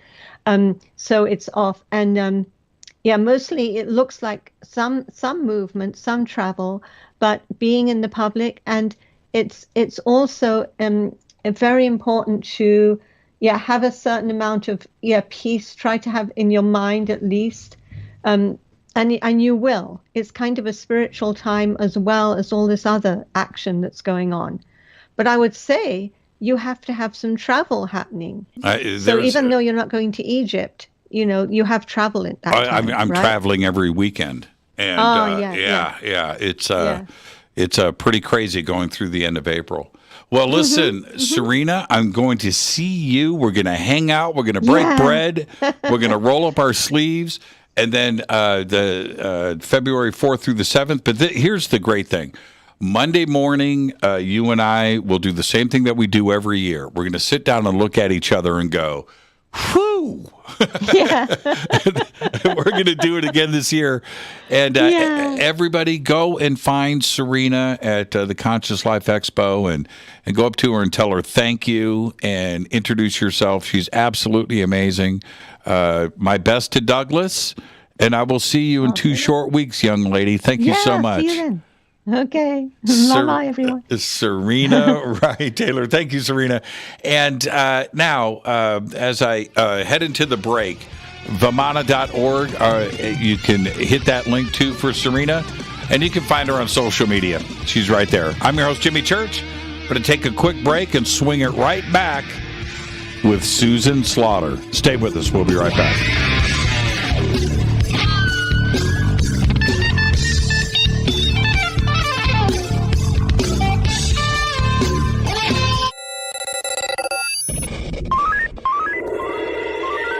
Way out here, we listen to Jimmy Church. You're listening to Fade to Black. You're listening to Jimmy Church and Fade to Black on the X. ¿Qué tal, mis amigos? Yo soy Mario Carson, el tiburón, y los invito para que escuchen a mi buen amigo Jimmy Church Radio. ¡Claro que sí!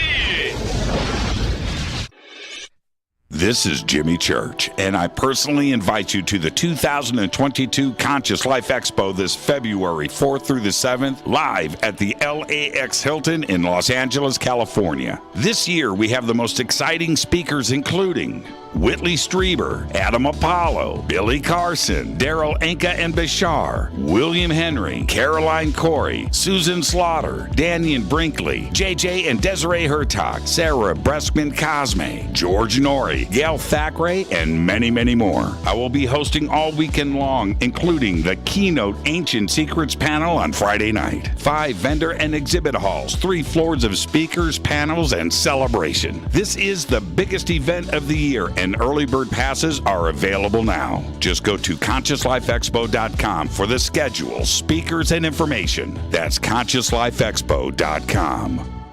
Do you want to be an official Fade or Not? Of course you do. This is Jimmy Church of Fade to Black. Just go to our membership section at JimmyChurchRadio.com. Fade or Nots. When you think about the future of our country and where we're headed, do you wonder about the food supply? I do. Disruptions in the food supply chain could be disastrous, and they usually occur with little warning. That's why the smartest thing you can do today is to stockpile emergency food, water, and other essentials. I personally recommend My Patriot Supply. They're the nation's largest emergency preparedness company, serving millions of customers for more than a decade. In fact, they're the only source my family trusts for our preparedness plan. You should too. Right now, save 20% off a full 4-week supply of delicious meals that provide 2,000 calories a day. Saving 20% helps too, doesn't it? Especially now. So go to preparewithjimmy.com and get ready. That's preparewithjimmy.com. There's no time to lose. Do it now. So, you love talk radio? Then you'll love TalkStreamLive.com. TalkStream Live is always on, 24/7 with the best streaming talk shows. Find your favorite talkers and discover some new ones. It's free, readily available online or on mobile with any smartphone or tablet. Finding your favorite talk shows all in one place has gotten a whole lot easier. Just go to TalkStreamLive.com. Be sure to download the free apps from Google Play or the iTunes App Store. You listen to us, and we listen to you. And so does the CIA. KGRARadio.com. You are listening to Fade to Black with Jimmy Church on the Game Changer Network. Oi, oi, I'm Reese Evans. You're listening to Jimmy Church. This is Revolution. The revolution will not be televised. The revolution is on radio. Ciao.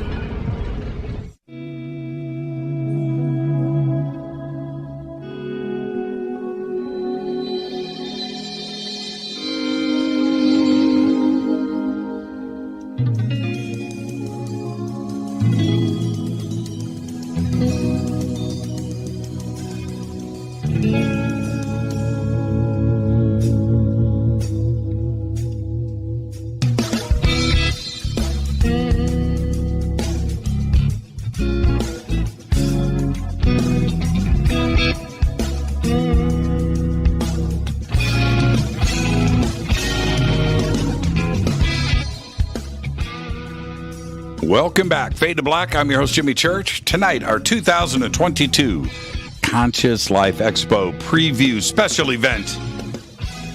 It's really special now because Susan Slaughter is here. She's a paranormal investigator whose investigative works can be seen on series like Syfy's Ghost Hunters International, the Dark Zone TV, Travel Channel's Paranormal Caught on Camera. Her 16 years of investigating supernatural phenomena worldwide in over 30 countries. She has investigated all sorts of historical locations, from ancient Incan and Mayan temples, hidden tunnels under the crypts of the Knights Templar. What? Medieval castles, Spanish fortresses, and she really freaked me out on the Queen Mary. I would like to welcome back to Fade to Black, Susan Slaughter. How you doing? Hey, Jimmy. Thanks for having me. You are the absolute best, and it's great. I haven't seen you in so long, but I'm going to see you in 2 short weeks. I wanted to start here. You said to me earlier today, you aspire to be a shredder on the guitar. Who's your favorite guitar player? I mean, I don't want to sound cliche, but I've always been fascinated with how Jimi Hendrix played his guitar left-handed and upside down. Yeah. You know, which is like you had to play like with a whole other brain to learn how to play songs upside down and all of that. You know, it's a whole thing. I like anything that's like psychedelic, you know. I like a little rockabilly guitar as well. But like, okay, so this conversation started because I told you about my acrylic series, BC Rich. Yes, you know? yes. And at the time, okay, and I'm a little goth girl at heart, you know, a little dark goth ghosty girl, I guess you could say. But so I grew up like loving bands like Cold Chamber and Marilyn Manson and South Florida and stuff like that. And so when the BC Rich came out, like first they had the Mockingbird and like the acrylic series, and then they came out with the Warlock, and I just had to have it. But what color? What color did you get? I got red. Oh man, that red. And her name's Cherry. And then I got her in the hard case, the hard coffin case, and everything. But I really loved John 5. You know, the guitarist. Oh yeah, I know. Marilyn Manson, and now playing with Rob Zombie, and you know, like so. I was kind of like that was kind of the vibe I was kind of going for, and he's still one of my favorite guitarists today too. But can I tell you a quick John 5 story? Please. Okay. All right. Back in the day, before he was John 5, he was just John Lowry. Okay. So I'm working with Rob Halford, and I'm at Rob's house in Phoenix, and he plays me. He goes, "Okay, so this is some of the material that's coming up," and he plays me this tape, and I'm listening to it. Now, think about this. This is 1995, 96. Okay, so it's 20. I was just a baby bat then. Right, it's 25 years ago.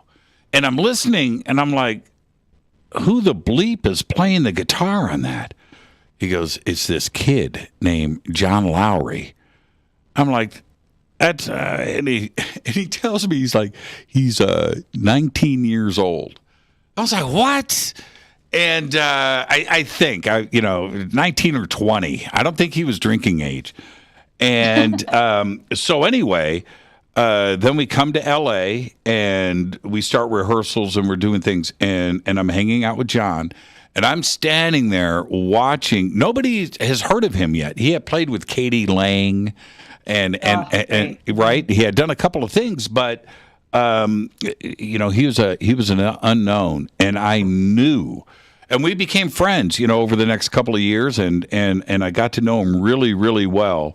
But he blew my mind. I mean, I was sitting in the studio and I'm watching him play, and he was just this kid. He had this is what I remember. He had black fingernails, right? Maybe only on one hand. But I'm watching these black fingernails just go. This dude. So yeah, I'm with you on that, and then he just blew up after that, and now he's just people really respect his playing. So anyway, when the Red Warlock came out, I was at the NAMM show, and I thought that's the coolest guitar, and the way they had him lit up. And I thought, man, that is courageous. Acrylic guitars, and you went out and got yourself. Yeah, but you know what? They're heavy as hell. Yeah, they are. I can't imagine how. That was one thing that kind of turned me off about it. It's like, okay, maybe I bought it for looks. She's real sexy, right? And then I put a strap on her and I try to hold her upright, and my back is killing me. So the only time she's ever really been played is when I loaned her out to friends in metal bands, and I'm like, just please play my Warlock the way it needs to be played. Like, release her, release the shred, And even I tried to get my my fiance to play it, and he's like, this is too heavy. Like I showed you his guitars earlier. He's got the ESP, and he's got the Explorer and all that, and so it's like those are his babies. He's like, that's too heavy, and it's true. It's such a heavy guitar, but I learned how to play, and I'm not very good. I'm not going to act like I'm a guitarist, okay? But I was trained classically on like a nylon string guitar in Spanish style, so it's classic Spanish guitar. Right. And my dad was like, if you want to shred, you got to learn how to play classic Spanish guitar, because when you like get that down, you could play any guitar. And it's true, like the whole way you would play a classic Spanish guitar is like a whole different vibe. It's almost closer to like what you would play like a bass, you know, like with all of your fingers, you know, like you don't really use a pick, you just use your fingers. And what I didn't like is I have like ridiculously small, like little baby hands, and the neck, you know, is much wider on a classic guitar. And so getting like, you know, hitting the frets and the notes were really, really strenuous for me. And I was like such a brat about it, I gave up. Well, yeah, but it's so true, because my dad did the same thing to me. I'll buy you a guitar if you take a year's of classical lessons. And little did he know he started an addiction in your life, because look at behind you, you have like 50 guitars. But I learned so much, and it strengthens your hand to play, you know, nylon string classical guitar. It's work, and it teaches you a lot. And then you swing over to an easy playing electric guitar, and you play so much better. So yeah, that's a side of you. Now, I actually we're going to talk about the 2022 Expo and welcome to the family. It's going to blow your mind. It's really going to flip you out. You're going to have a great time. But I want to back up for a second and talk about some of your paranormal stuff, because you and I. You've been, you know, investigating for a long time. My first official ghost investigation was with you. Yes. And I got the Holy Grail in the on the Queen Mary was really fun. Yeah. The suite, the dude from the UK. Suite. Yeah, Winston Churchill. So we're in there, and it's you, myself, Tony Rathman, and his wife Cherie. We had the full camera crew, right? We had like 3 cameras and sound in there, and we're doing our thing. But at that moment, for you, when this disembodied voice comes out of nowhere and goes, and I freak out. I heard it right behind you. Yeah, you were there. It came from your vicinity, and it didn't sound like anybody else in the room. I've been listening to all of you guys talk all weekend for the most part, you know. And that was really an unusual capture. I mean, for you, and that's you know, that's my question. You've been doing this, you know, for a long time, and when a moment like that happens, when this voice just comes out of nowhere, was it is it still special? Do you still react? Honestly, I have to say, I try not to react. Like what I end up doing is I go in like absolute stillness mode, where I try to like, the gears start working in my head. I'm like, what was that? Was that somebody's stomach? Or, like sometimes it's something explainable. But I have to start like peeling away at the layers of things that I cannot explain. And so I'll just kind of go still. I kind of freeze in a moment, trust me, like when you're doing something like this, because I come from the television realm, and so like my reactions are very lackluster, because all of a sudden I'm like, what was that? I just like kind of shut down and I like go through it in my head.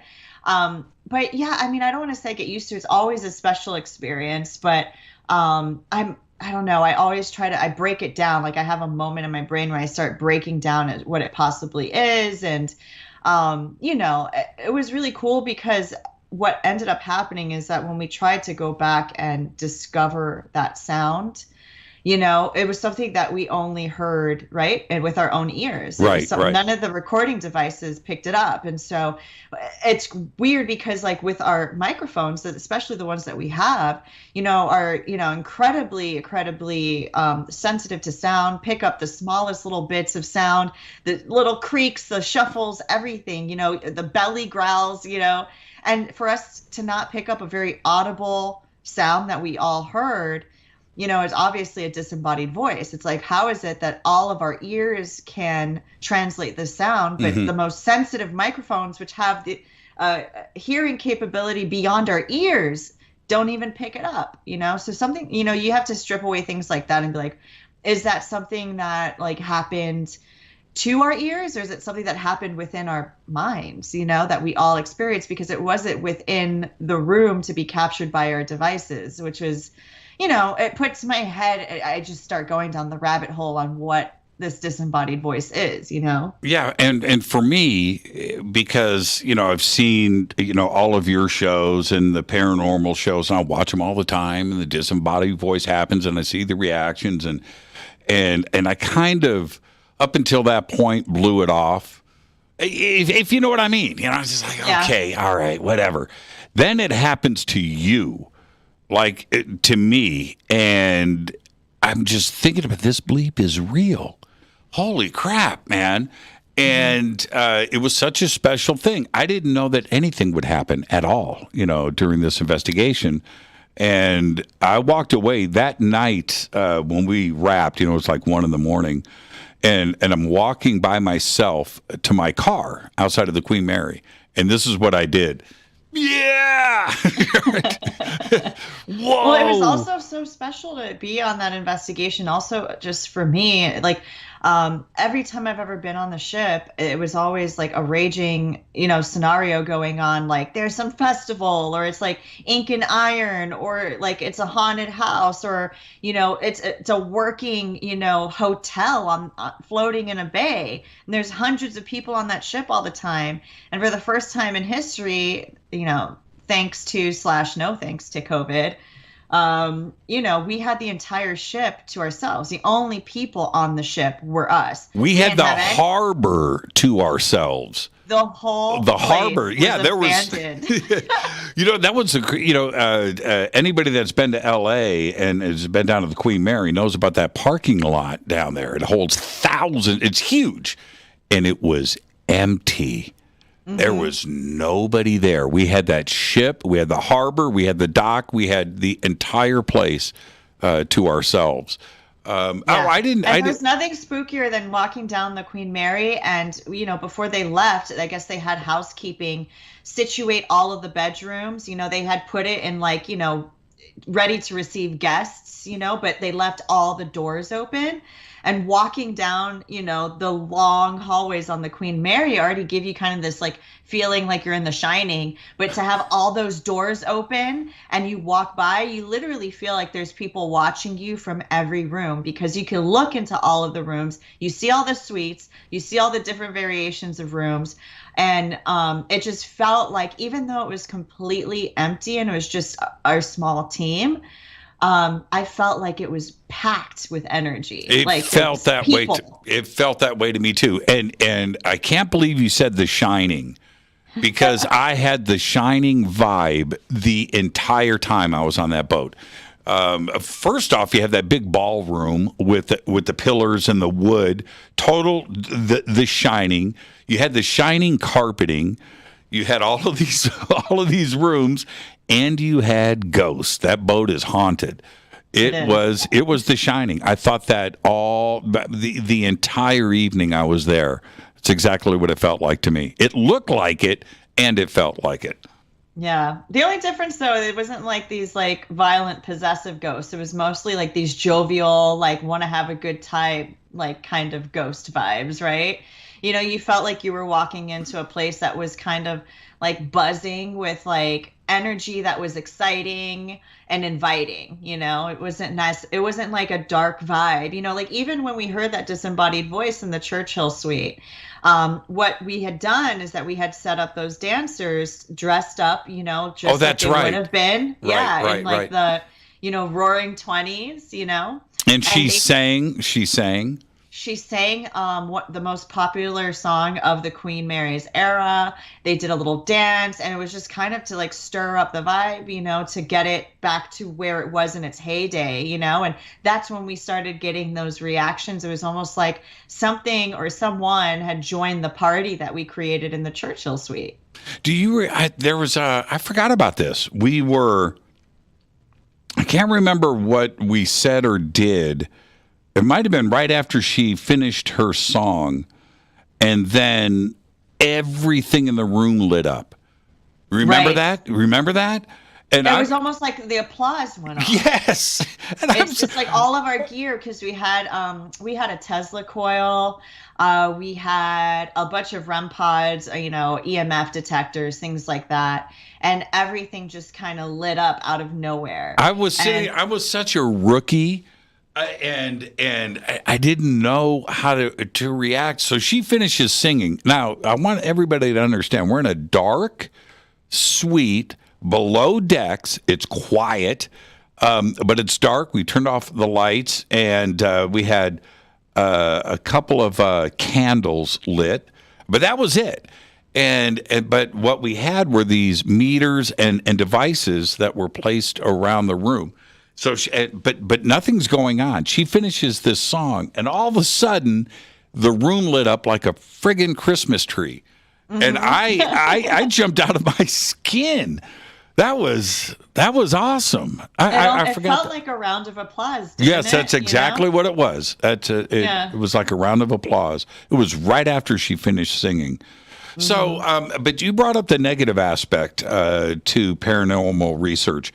Have you walked into an investigation and just stepped back and went, whoa, right? This is not positive. As a paranormal investigator, they never send me to these happy-go-lucky places. To be able to go to a place like the Queen Mary and have a positive haunt experience is actually a rare occurrence for me, because more often than not, when I go into a haunted location, you're going to a place that has seen a lot of tragedy, a lot of trauma, and the only reason why people would ask a paranormal investigator to go and investigate and get answers is because they're uncomfortable sharing that energy in their daily lives. And so they need to get some closure or transform this energy somehow so that they could cohabitate with it. Because more often than not, I'm extremely sensitive to energies in general. And so those are the most heartbreaking for me to go into, because all of a sudden, I have to rub energies with traumatic, events that have taken place that I feel, and so, it's more often than not, that's where I end up, as a place where, people have seen, violent deaths or have dealt with a lot of, substance abuse that have maybe led to suicides and things of that nature. So the backstory is always pretty, dark. Have you always been interested in the subject, or was there some event in your life that steered you in this direction?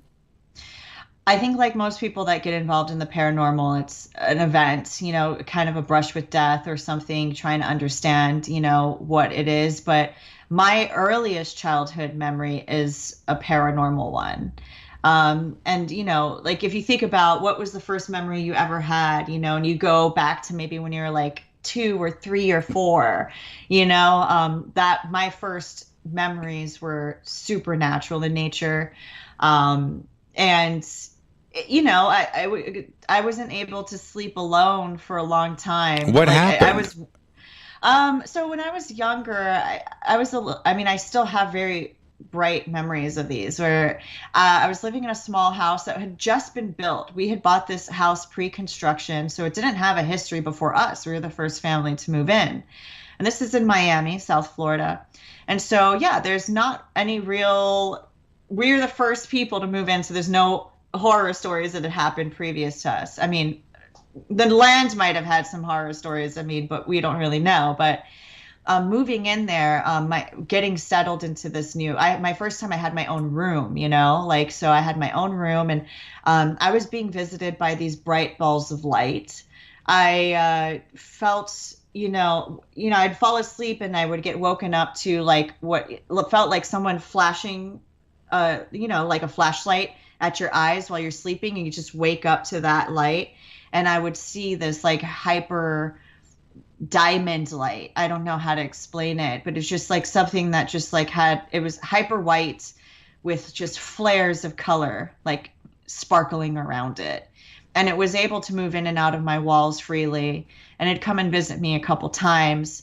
At first, I don't think I was scared of it because obviously I didn't really know what death was. I didn't know any of these concepts, so I didn't have a fear of it.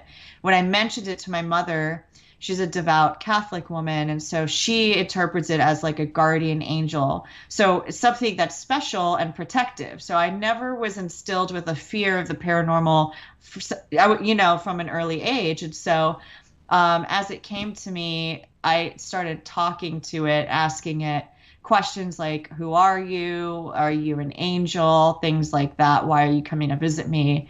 And eventually it dissipated and the phenomena started to change from being a light to being like a shadow person. Ooh. And I would start seeing the shadow person that would stand outside my bedroom window and eventually come in. And that was different, I don't think they were the same phenomena. I think there are kind of different phenomena, but it was human shaped. And to me, people are scarier than, like a ball of light, Right. So I'm like, a stranger broke in. My mom's taught me about, don't accept candy from strangers and be fearful of people. So when something in a humanoid shape came into my room, that was a little bit more sketchy to me as a kid. I hadn't slept alone my whole childhood. I'm always squeezing myself in between my mom and dad in bed. And that was how I slept until I was 13. I kid you not. Until I just kind of mustered up the guts. Actually, my dad was like, you've been having these encounters. So another thing that happened is like, because I started sleeping with my mom, my parents eventually got a divorce. So she raised me, and so I shared the bed with her. And then we had a joint experience of my visitation when it came into her room. And that was the big, okay, my daughter has these strange things happening, where my mother saw the light come and visit me, and she described it as like a bright indigo light.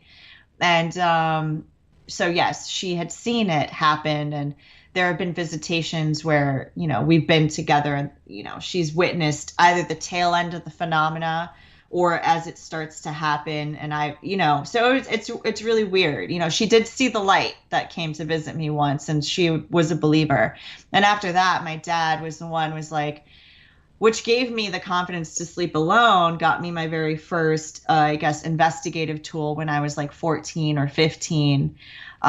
He bought me the K2 meter. And said, next time you have an encounter, turn this on. And he pretty much told me what the K2 meter was. It measures electromagnetic energy, and that's what spirit energy is hypothesized to be. And so he kind of was what kind of put the torch in my hand, and that's what started the whole endeavor.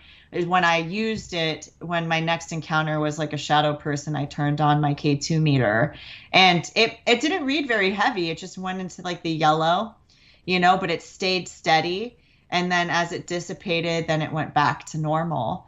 Wow. But yeah, it was like the first time I had corroborated, with a device, something I had been experiencing. There was something so validating in that moment. And I think that's what set me down the path of actually investigating the paranormal. Yeah.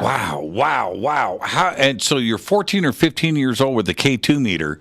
Are you immediately like the coolest chick in school? Right? I mean, did are your friends like, hey, spend the night, bring the K2 with you? No, to be honest, I told you I was a little goth girl, right? So none of my friends' parents liked me. And then I start talking about ghosts, and then all of a sudden none of my friends were allowed to hang out with me. So it actually was like the big deterrent of like, who I could hang out with. They're like, we don't like that girl, Susan. She's dangerous. She's getting into some no good spirit stuff. Like, we don't like that, so it was actually kind of a red flag for a lot of my friends. So, yeah, no. It made me actually very not popular. That is too funny. And she listens to that John 5 character. She's into Marilyn Manson. She's into Marilyn Manson. No. Yeah. Let's take our break right here. This is Fade to Black. I'm your host, Jimmy Church. And we're going to come back and talk about, this is the first time that Susan's going to be at the Conscious Life Expo hanging out with me. We're going to talk about what she's going to be doing, all of that and much more when we come back after this short break. Stay with us.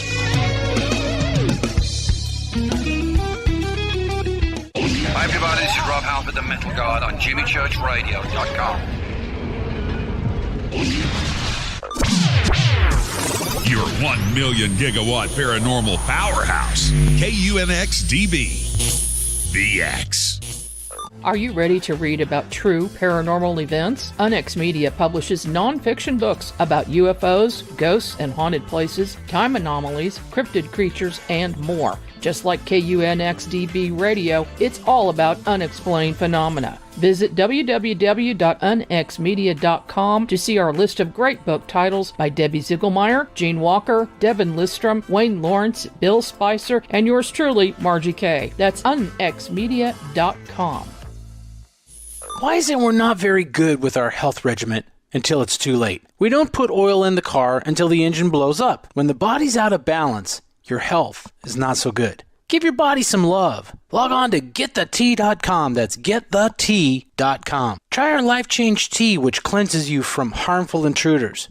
A clean colon is one of the ways to bring the body in balance. We also carry organic supplements to help you get where you need to go. So do your body a favor. Log on to getthetea.com. That's getthetea.com. You can even visit our sales page to save some dough. Does anybody call money dough anymore? Anyway, if you're looking for short, helpful health tips, go to YouTube and punch in Health Matters Now. That's Health Matters Now. So, log on to getthetea.com, shop, get balanced, then learn some cool tips at Health Matters Now. You'll be glad you did. That's getthetea.com. This is Jimmy Church of Fade to Black, and I only drink Fade to Black blend coffee from Rivermoon. Just click on the Rivermoon Coffee banner at JimmyChurchRadio.com. Promo code F2B blend. This is the only way forward. This is Fade to Black. Make contact. When you're in the house for longer periods of time, you can see them flying or running across the floor. Ooh, yuck. They're unhealthy, gross, and disgusting. Bugs. I loathe bugs. We keep a clean home, but occasionally bugs show up. Well, I found something that is tougher than bugs. Orange Guard. On contact, it kills hidden bugs, including ants, roaches, and fleas. Plus, Orange Guard is a residual repellent. All of the ingredients of Orange Guard are on the FDA generally recognized as safe list. Orange Guard may be used around food, humans, and pets. It comes with a 30-day money-back guarantee. Orange Guard. Available at orangeguard.com, Whole Foods, and Ace Hardware.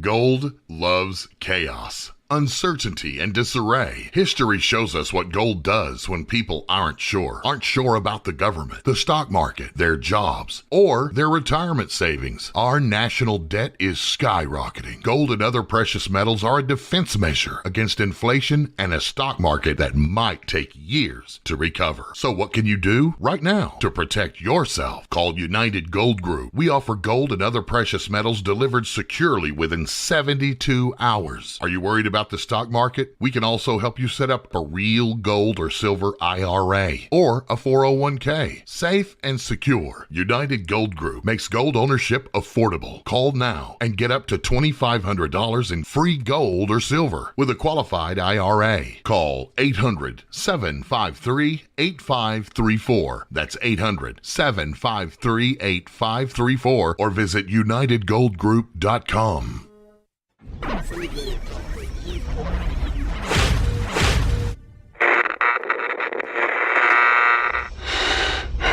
You want to know a secret? I love ponies. I really love ponies. I'm serious. I couldn't stay sane without ponies to brush. Why fade to black? Because you never got that pony, damn it. This is Fade to Black with Jimmy Church on the Game Changer Radio Network.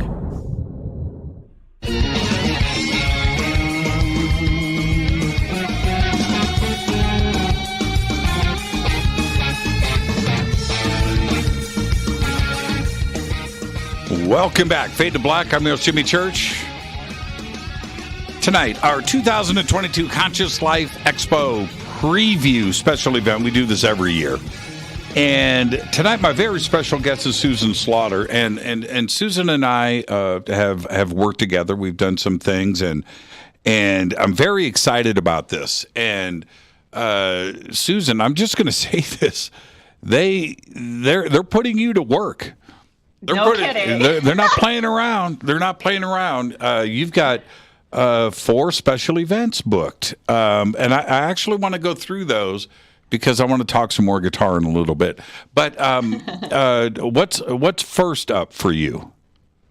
So first I have the We Are All Psychic panel. That I'm actually a panelist on with, a lot of these people I'm going to be meeting for the first time, which I'm very excited about. So that's the first thing we're doing, which is on Friday, I believe. And then I think the thing I'm most excited about after that is I'm going to be doing my own workshop, which is, it's kind of a hypothesis I have based on some scientific facts, that I've put together in an arena, and just off of personal experience, what I believe hauntings are. And I have a whole workshop on that. It's called How Humans Haunt. I won't get too deep into that. That's what the 2 hours of my workshop is for. But that's just going to be like a deep dive into the planet and its capabilities of recording memory. And not just the memory of those who have passed in trauma, but the memory of that in the living. And, maybe talk about, theories of, when you move into a home or apartments and how sometimes it could change you as a person is because you're picking up on a lot of things that have happened in that space that is rubbing off on you, that it feels kind of like a haunt. So it's going to be paranormal in the sense that I'll talk about ghosts and hauntings, but also how to live consciously so that you don't leave behind negative imprints where you are, and how to also transform negative energy so that you can live in a healthy environment, with positive energy around you. Let me jump in right there. I just about 6 months ago, I moved in to a new home, and it's haunted. Okay, now the house itself is about 40 years old. You wouldn't think. I mean, it's just like it's the house from Poltergeist, right? It's like that era. Very kitschy, cool. It's a cool place. But this is the deal. And this is very strange. Now, I was very public about this in the beginning. I started to have shoes in my closet, just like thrown around, and I can't explain it. The way that I just said it to you is, as crazy as that sounds, that's what is happening. So I've got shoe racks. All right, it's a walk-in closet. I've got shoe racks, and it's probably 15 feet wide, the shoe racks. Right, so there's, I don't know, 30 pairs of shoes or something. Yeah, I'm the Imelda Marcos of the paranormal. I was just thinking that. I was like, I'm going to call him the Imelda Marcos. And I'll send you pictures, and I've shot video. Anyway, so on one end of the shoe, I walk, everything's fine for a week. No big deal. And then one night, I turn the corner, I walk in to the walk-in closet, and I've got like 3 pairs of shoes in the middle of the floor. And I stop, and I'm like, how did they get from there to there? Okay, and I was pretty freaked out. I put the shoes back, and a couple hours later, I come back, and I think it was after the show. I walk back, and they're out in the middle of the floor. I mean, they have, out of the closet in the room? No, it's a walk-in closet. It's a walk-in closet. And the walk-in closet's like 10 feet or 12 feet by 20 feet, right? Like average size of apartment in New York. Okay. Yeah, right. So, but enough space in there. But this is my point. This isn't a small area, right? And so they are out in the middle of the floor. And now I'm kind of freaked out. And I walked out, and in a positive way, I just looked in the mirror and said, I've got a ghost. Okay, this is cool. All right. So now this is going, not the other, it's like down on this one end. It doesn't matter if it's the top shoe rack or the bottom shoe rack. They are coming off of the rack and ending up in the middle of the floor. They're moving a couple of feet. So, I did a couple of things, and I tightened the shoes up. I made sure that they were tight on there, that there was no way that they could fall or do anything. And I mean, they're tight and they're sticky, right? They're not sliding off. And that lasted for about a day. I walked back in, and they're like, man, this is crazy. And now I'm shooting video. So let me move forward. Okay, so this went on for like 2 or 3 weeks, and I had a friend of mine come over, Lisa, and she goes, "I want to see the shoes," and I go, "Okay, do you think?" I said, "I don't know. Let's go find out." So we walk upstairs, walk in, and I turn on the lights, and she goes, I said, "Just walk into the closet." I send her in first, and she screamed, "Ah!" And I'm like, exactly.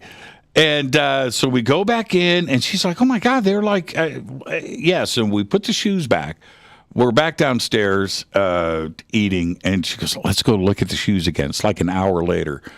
I said, "Okay." We walked up, and I sent her in, and they're back out. They're in the middle of the floor. And so anyway, now let's move. Let's jump ahead.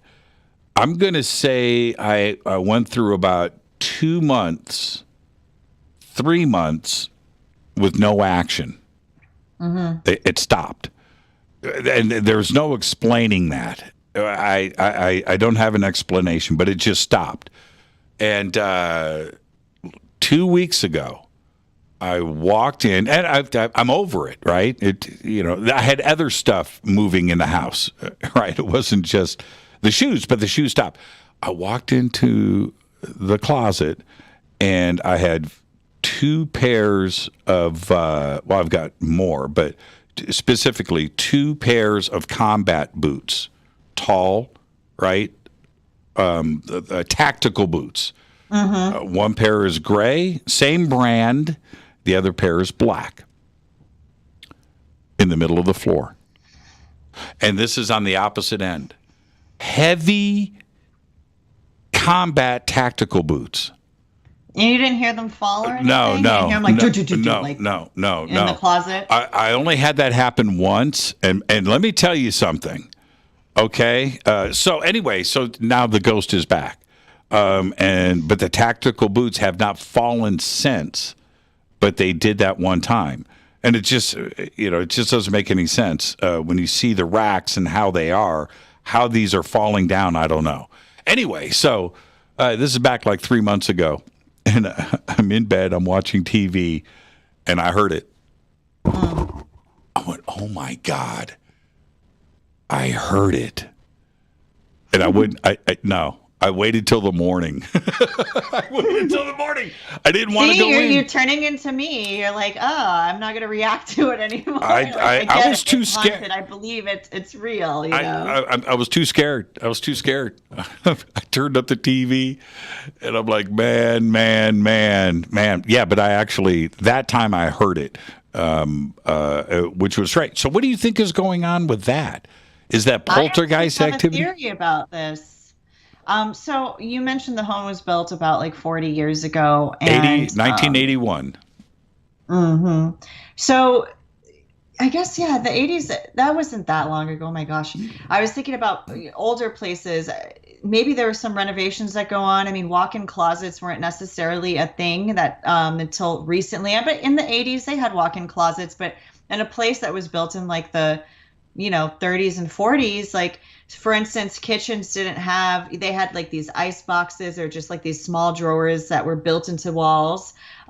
Closets weren't really a thing. You'd had an armoire. So a lot of these older buildings, they get renovated, and then things like rooms get put in, like, oh, we're going to take some space out of this room and turn this into a walk-in closet. And, just things kind of shift around. So whatever energies were in there probably still perceive the space as how it used to be. And so the walk-in closet could be potentially like a new addition to that home. And that's why things get moved around, because when that energy is moving in that space, in the memory of what it used to be when that energy or that person or that lived there, it's disrupting your physical objects in a way that's knocking them off shelves. Because there is, when you have things vibrating on different frequencies, I think when you have a spirit that is kind of trapped in a memory, that's using, residual pathways of what they used to do in a home, we haven't been able to really document or understand what's happening in the field, in our three-dimensional reality compared with spirits. But there has to be something that's going on energetically that's pushing physical objects in your reality around, because this other energy doesn't exist within your reality. It's existing within the memory of a space and time, which doesn't really necessarily reflect the current structural layout that you live in, So I think that could have something to do with it. Okay, I'd be interested in knowing if there was any renovations that closet was put in later. Here's a quick. This is just, I've got 100 photographs. I just pulled this one up. Okay. Yeah, I mean, they're slightly at an angle, but I also have those, and my shoes don't fall off all the time. And look, and that they have the rubber grips, and it's pretty sturdy. And if something were to knock it over, I don't know, it doesn't. Your closet looks pretty tidy. It doesn't look like you have possums living in there. Look how far out into the middle of the floor. Yeah, it looked like it had to have been flicked off or something. Isn't that crazy? Mm-hmm. And I was taking pictures every single day. I'm walking into the closet and seeing stuff. There's lots more, but yeah, out into the middle of the floor. Do you know if there was any renovations in the home since the 80s, things put in, or? No.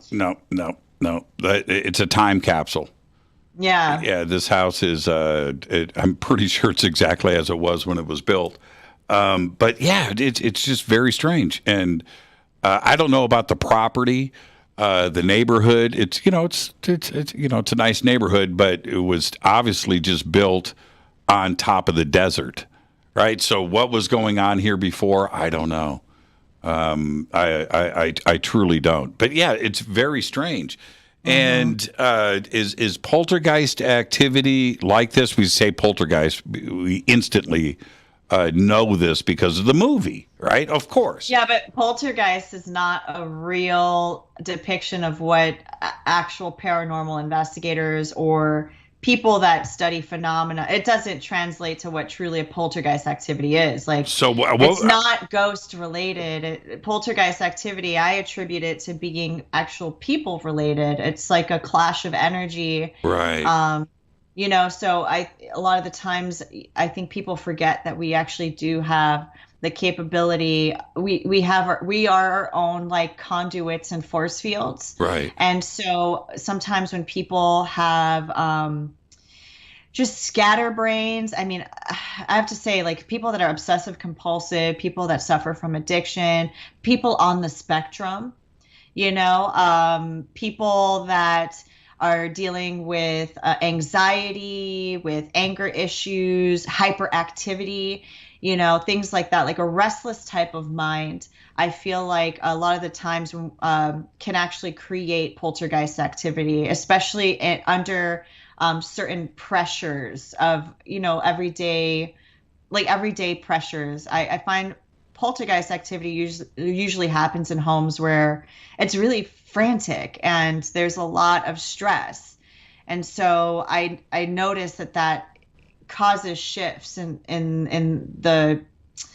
within the physical realm that we live in, because we are actually multidimensional beings.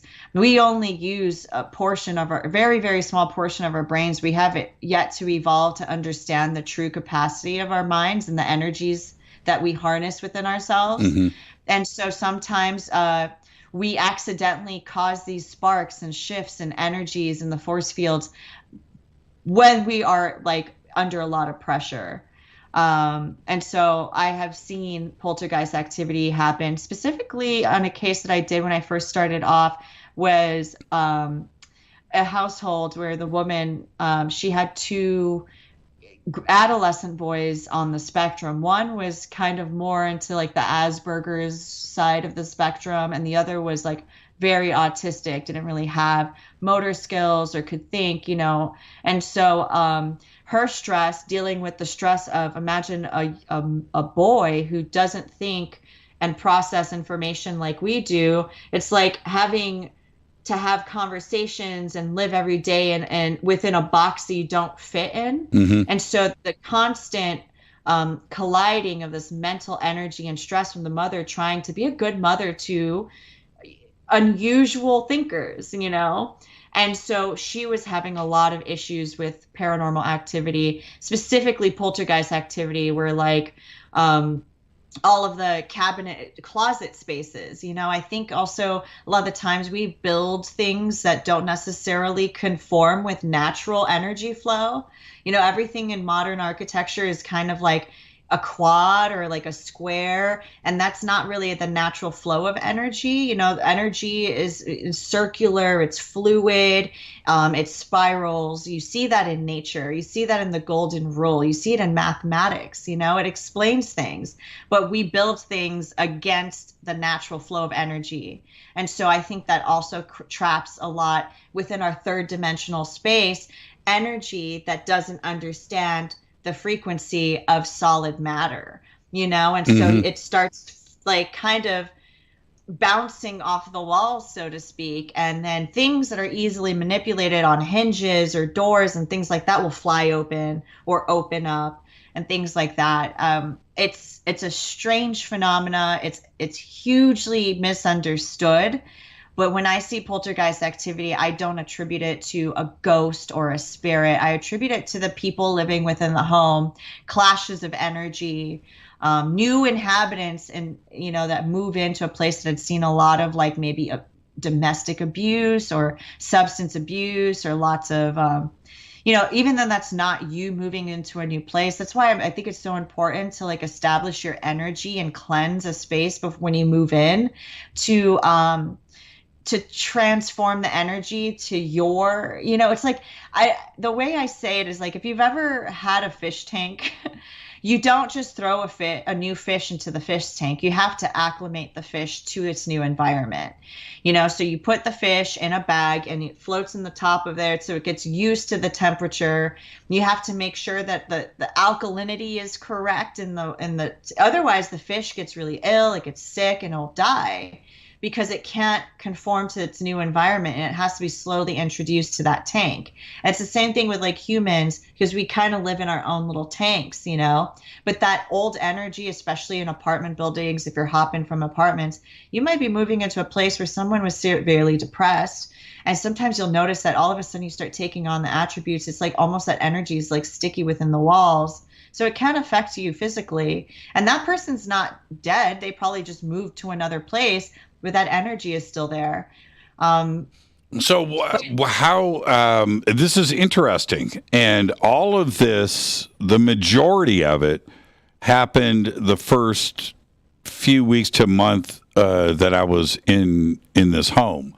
It was your energy clashing with the previous energies there. It's just kind of, it's like all of a sudden, you have just like, for instance, your voice, the resonance of your voice it's got like a pitch and a hue to it. Imagine like when you're talking in that house, the resonance of your voice is so different. Imagine if somebody in that house that lived there was very timid and talked like this. time. And then now we have Jimmy Church, whose voice is like, bombastic and resonates and like transcends walls, and frequencies on a radio. And all of a sudden you're like this invasive energy in this space. And so it reacts not out of spite or anything. It's just a reaction of energy and matter in space and time. Yeah, that's interesting. That's what's going on. That's poltergeist activity. That's interesting. And then we've got to take a break, and we'll come back and continue. Right around this time, about a month later, I came into the studio, the bunker, and this is downstairs. Okay, bedroom's upstairs, where all the other stuff is going on. And I come into the studio, and you can't see it, but over here, I'll move the camera just so you can see this for a second. See that I Want to Believe poster in between those guitars? You see that? Okay. I come into the studio, and that poster, which is mounted to that big piece of sound reinforcement, is down. It's down. And I'm like, what? So I come over and I figure this anyway. The way it was mounted in the back had broken, snapped in half.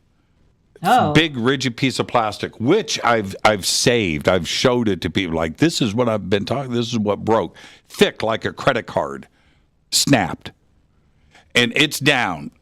And so I fix that, and I get it all mounted, remounted. You can't even pull that down. Okay, it's on foam core. It's not a poster. It's foam core. So I fix it. I get it all remounted up, and I make sure that it can't fall down and it can't break. And I remount it. I sit in this chair, and I spin around, and I look, and over in the corner are three pieces of foam core that are still there, leaning up against the wall underneath these shelves. It's in the middle of the floor, right here. Now, and I'm just so confused. The poster falling down, breaking, was strange enough. And then more foam core, right? That's foam core. The foam core that is leaning up with my toolboxes against it is out in the middle of the floor. And I get up and I pick it up and I put it back. And that day I saged. That was the day I saged. I did. I lit up sage and I just walked through the house and saged the house. But it was weird that these two things happened at the overnight here in the bunker. So I don't know, but it hasn't happened since. And that has to do with like when you first moved in. It's like, things were getting, your energies are getting used to each other. And then the reason why things stop happening is because eventually one energy pushes out the other. And so I notice this happen all the time when we go to like genuine haunted locations, and then they become, I guess, unhaunted. They do. They become unhaunted because like you start getting all these haunted tourism coming in, all these people that, want to try out their gear and are, local teams and investigators or novice investigators. And they rent out these places, back to back to back to back to back to back to all these people. And then eventually that phenomena is no longer there because it just keeps getting muddied out and muddied out and muddied out with all the energy of the people coming through, throwing their energy at a place and, asking questions. And it eventually just pushes that whole memory away because you start, it's like you have a container with water is such an analogy for me in the paranormal field, I guess. But it's like, putting a drop of ink inside a cup of clear water. Each person's a drop of ink. And the more that you do it, eventually you keep adding blue ink. That thing's going to be indigo. And then the clarity of that energy is gone, and then that whole space is turned into a big mess of everybody else's energy. And what ends up happening to those places when I investigate them after the fact, after they've been, for lack of a better term, commercialized out. Yeah, gentrified. A gentrified haunted house. I mean, it actually doesn't it becomes hoard out. Like that's the way I would say it is. Like it's just like it's used and used and abused and used and abused. And it's like, You know, eventually whatever people believe happened in that house start to take hold of the memory of that home. You know, even though it's not a fact or, you know, was never historically an accurate depiction of like what had ever happened there. Now you start re-recording history based off of people's perceptions of that place. You have more people going there with the false perception, actually pushes out the true aspects of that location. People could actually conjure up or create false identities within locations that are active.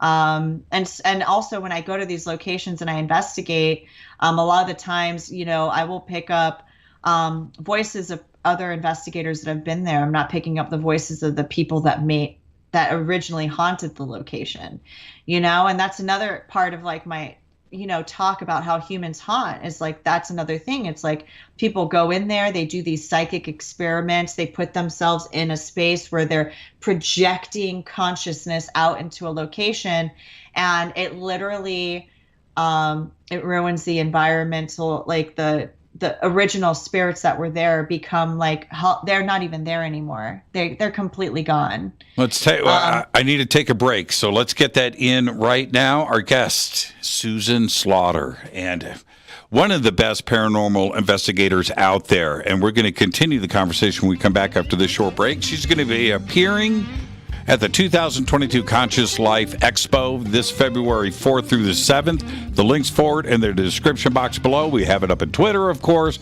over on the website and throughout social media. We'll be right back after this short break. More with Susan after this. Stay with us.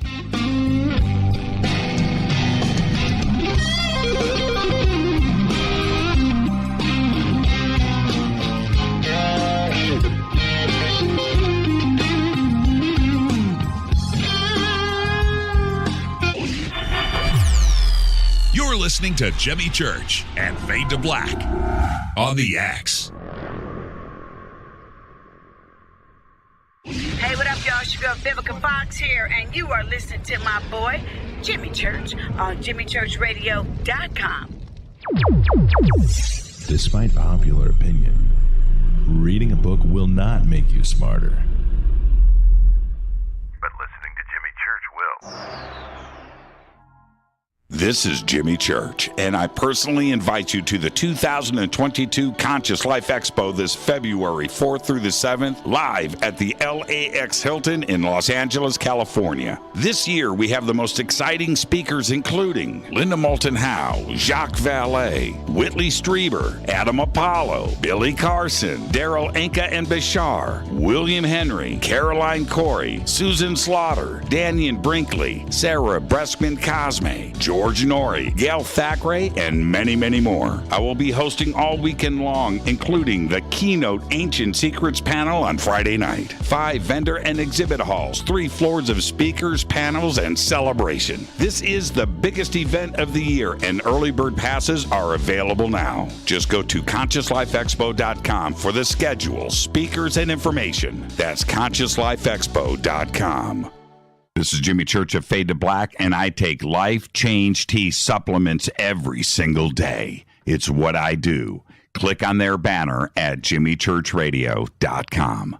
Are you ready to read about true paranormal events? Unex Media publishes nonfiction books about UFOs, ghosts and haunted places, time anomalies, cryptid creatures, and more. Just like KUNXDB Radio, it's all about unexplained phenomena. Visit www.unxmedia.com to see our list of great book titles by Debbie Ziegelmeyer, Gene Walker, Devin Listrom, Wayne Lawrence, Bill Spicer, and yours truly, Margie Kay. That's unxmedia.com.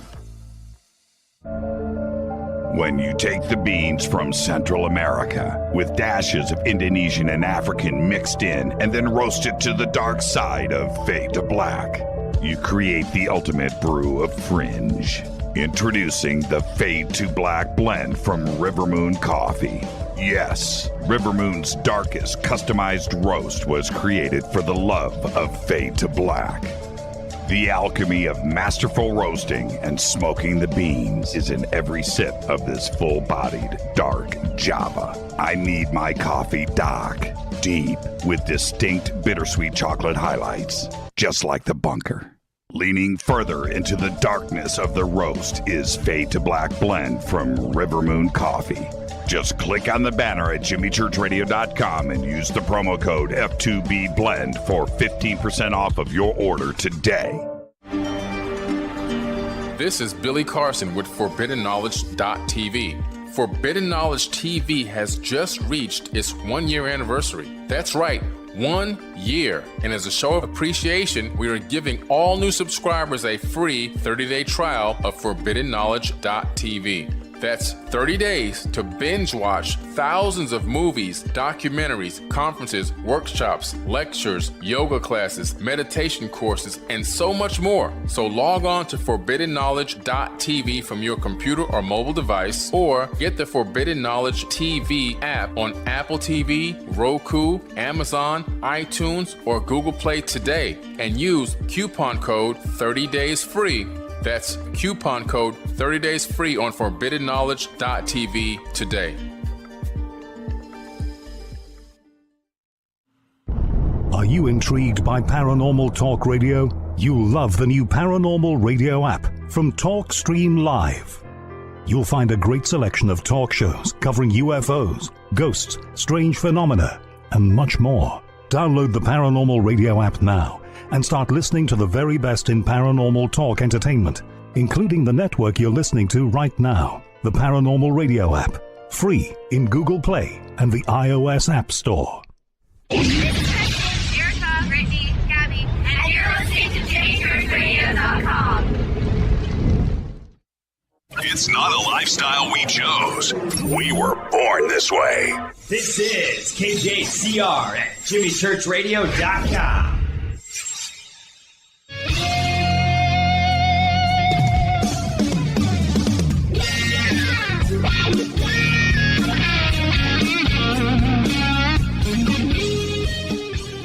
Welcome back, Fade to Black. I am your host, Jimmy Church.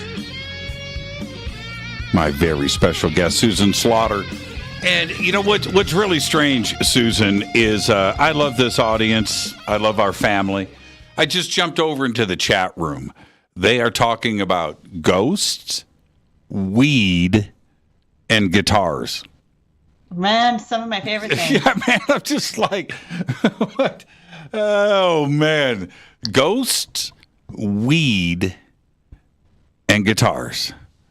There you go. That's my audience. That's my That's my base. audience too. Geez. Yeah, that's pretty cool. I hope that they're like, pondering about paranormal phenomena while smoking a joint with a guitar on their lap. Yeah, totally cool. And then seeing an entity. Yeah.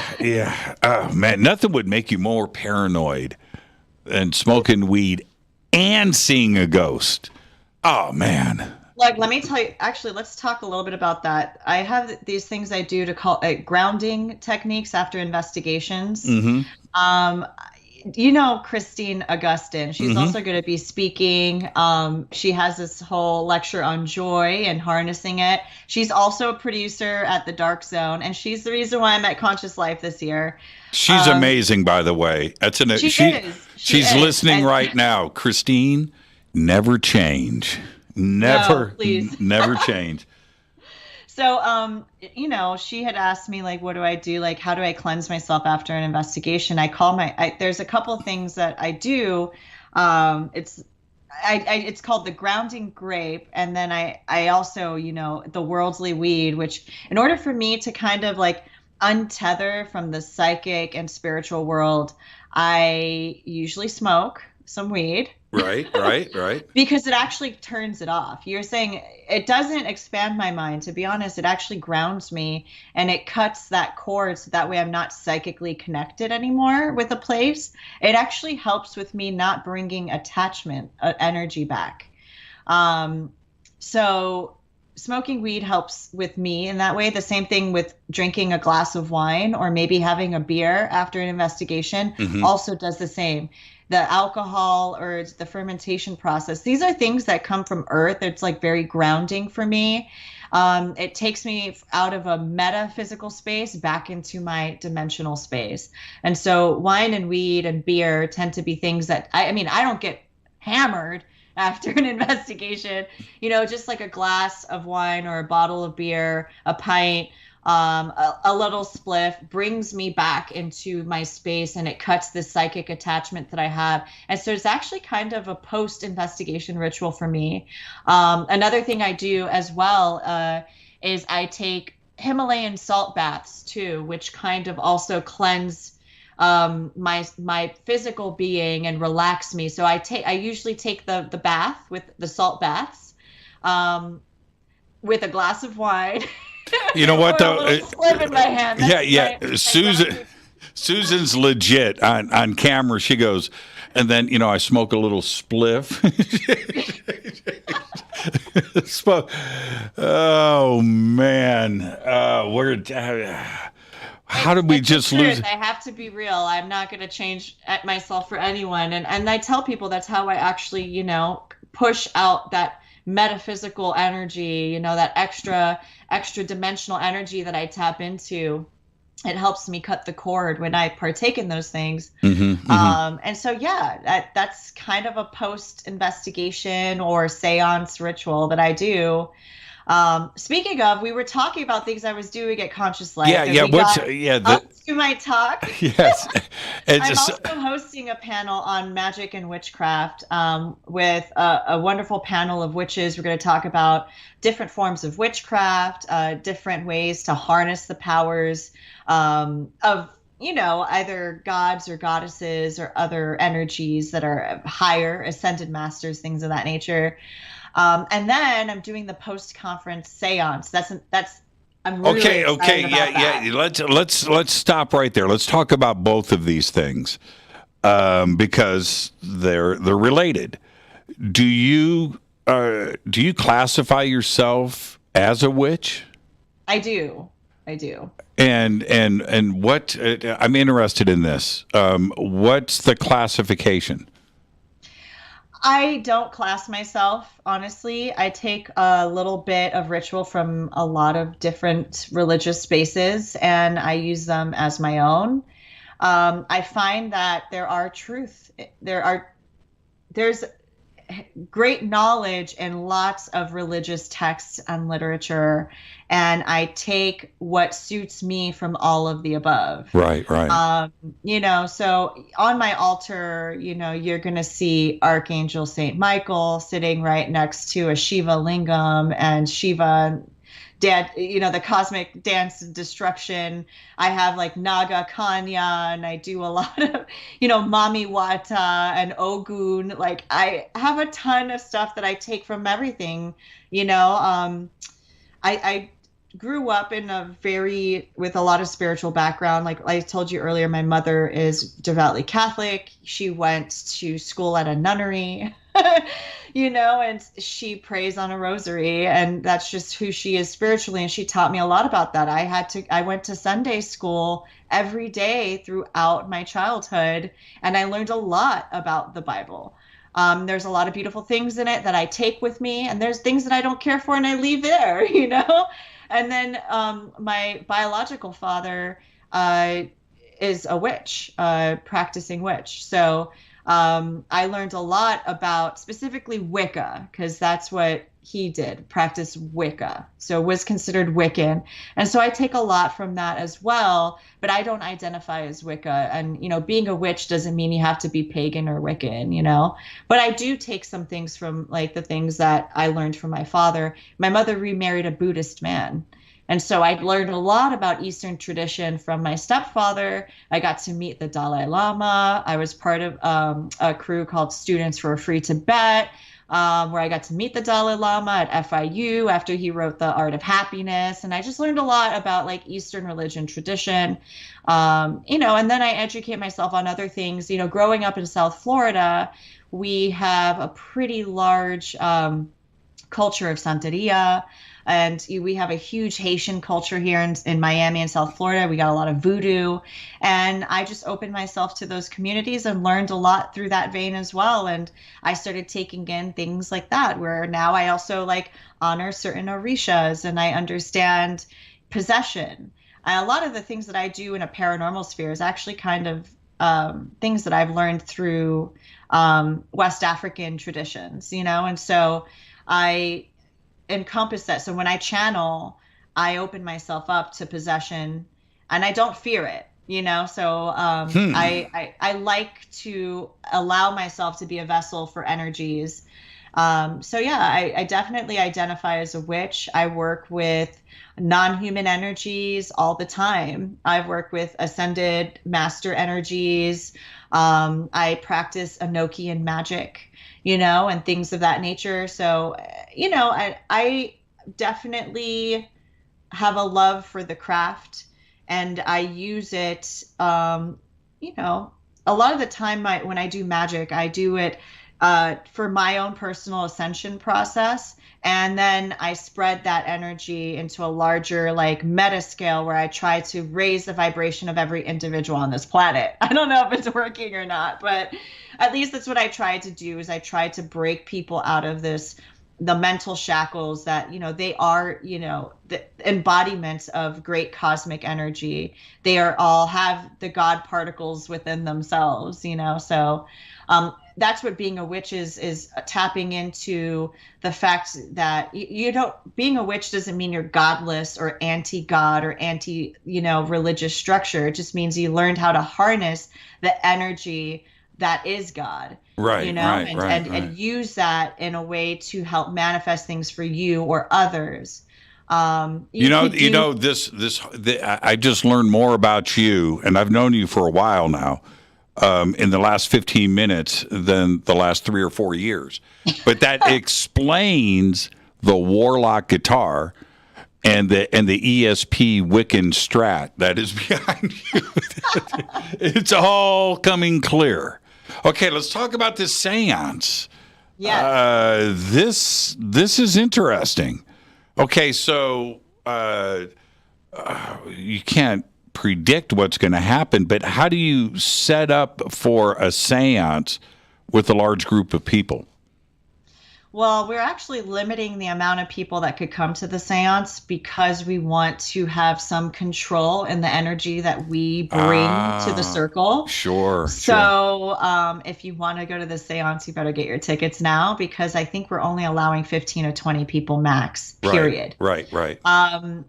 So I'm kind of segue. So of course I'm going to start and open the seance with a little bit of knowledge. I love to educate people on the tools, where they came from. I'm going to bring scrying boards and pendulums for everybody. I'm going to have my Ouija board, and we're going to start, doing kind of more of the Victorian era form of seance. But I also want to introduce an audience into how you can do a seance in a more modern way. And so I will be utilizing frequency in the seance. And a little bit of a meditation technique so that we could open our third eye chakras all together, so that we could start bringing in the energies as conduits. What is okay? Okay. Let's stop for a second. Mm-hmm. The idea of a seance. Let's go back to a 1938 black and white movie, right? Okay, so we all have this this picture of what a seance is. Mm-hmm. What is a seance? A seance is, just to see the other side. And it became popular in the Victorian era. Spiritualism just became very popular then. Right. I think we saw a lot of rise of a lot of these occult and esoteric individuals rising out of magic or, just deep thinkers. And starting, brotherhoods and things like that. We had the Order of the Templar, the OTO, the Order of the Templar Orientis started becoming popular around that time. Aleister Crowley, and so people just started kind of gravitating towards this. Also, we were seeing a lot of plague and death, in a more modern world too. So I think people were starting to want to connect with the other side and understand death. And back in the day, we didn't have gear like I would use on an investigation. We didn't have audio recorders. Maybe we had those little wax cylinders back in the day. But even before we had that, or people could actually get those things, we had spirit boards. and we had mediums, and we utilized those things. And I believe that we all have the ability to channel energy. Like I said earlier, we're conduits. I'm also going to be speaking on, a psychic panel talking about that as well. And we're going to be utilizing the things that I would do when I want to open myself up to channel spirits. But I mean, if I do it on my own, I'm okay with allowing my body to be the channel. But sometimes people aren't so comfortable doing that. So we have to externalize our psychic abilities using tools like the Ouija board or pendulums, because there's still a bit of a separation between being fully possessed and actually putting that energy out there in a way we could scry and read about it. It kind of gives us a little bit of that space between the spirit world, although we could still channel it, using Victorian methods like that. But I am also going to be doing the Estes method. What? We did that together. Seance. Yeah. Yeah. So I feel like that's a modern way of how we can, bring, the seance, because that's like essentially when I do the Estes method, it is kind of a seance, but in a modern way. It's a sensory deprivation. It's going within. It's channeling through auditory assistance using, white noise. And it's a way to kind of entrance a person, and then you start getting messages that come through. The idea is that the people that join the seance, we're going to kind of go through time, using different methods and tools to connect with spirit. And then it's going to be a ceremony of sorts where we're going to use frequencies and vibration to open these channels and also to close the channels, so that when people leave, we cut the cord a little bit. Maybe they could go back to their hotel room, sip some wine and smoke some weed, take a salt bath, But I use frequency to do that. I'm a transcendental meditationalist. I practice transcendental meditation, and I mix that with, I'm sure they don't like this, to be honest, but I kind of blend all of my, practices together. Normally in TM, you have an internal mantra that you say over and over and over, and you get deeper and deeper into a meditative state of like pure calmness and introspection. And then what I like to do, I can actually amplify my connectivity using frequencies. I like to use crystal bowls, Tibetan singing bowls, things like that it gives me that extra edge, a vibrational edge that takes me from going internal to going cosmic, So I find that using singing bowls can actually help me open my third eye chakra. And I would do that to start the seance. So that way we use a frequency to get everybody's, third eye chakra kind of open and receptive.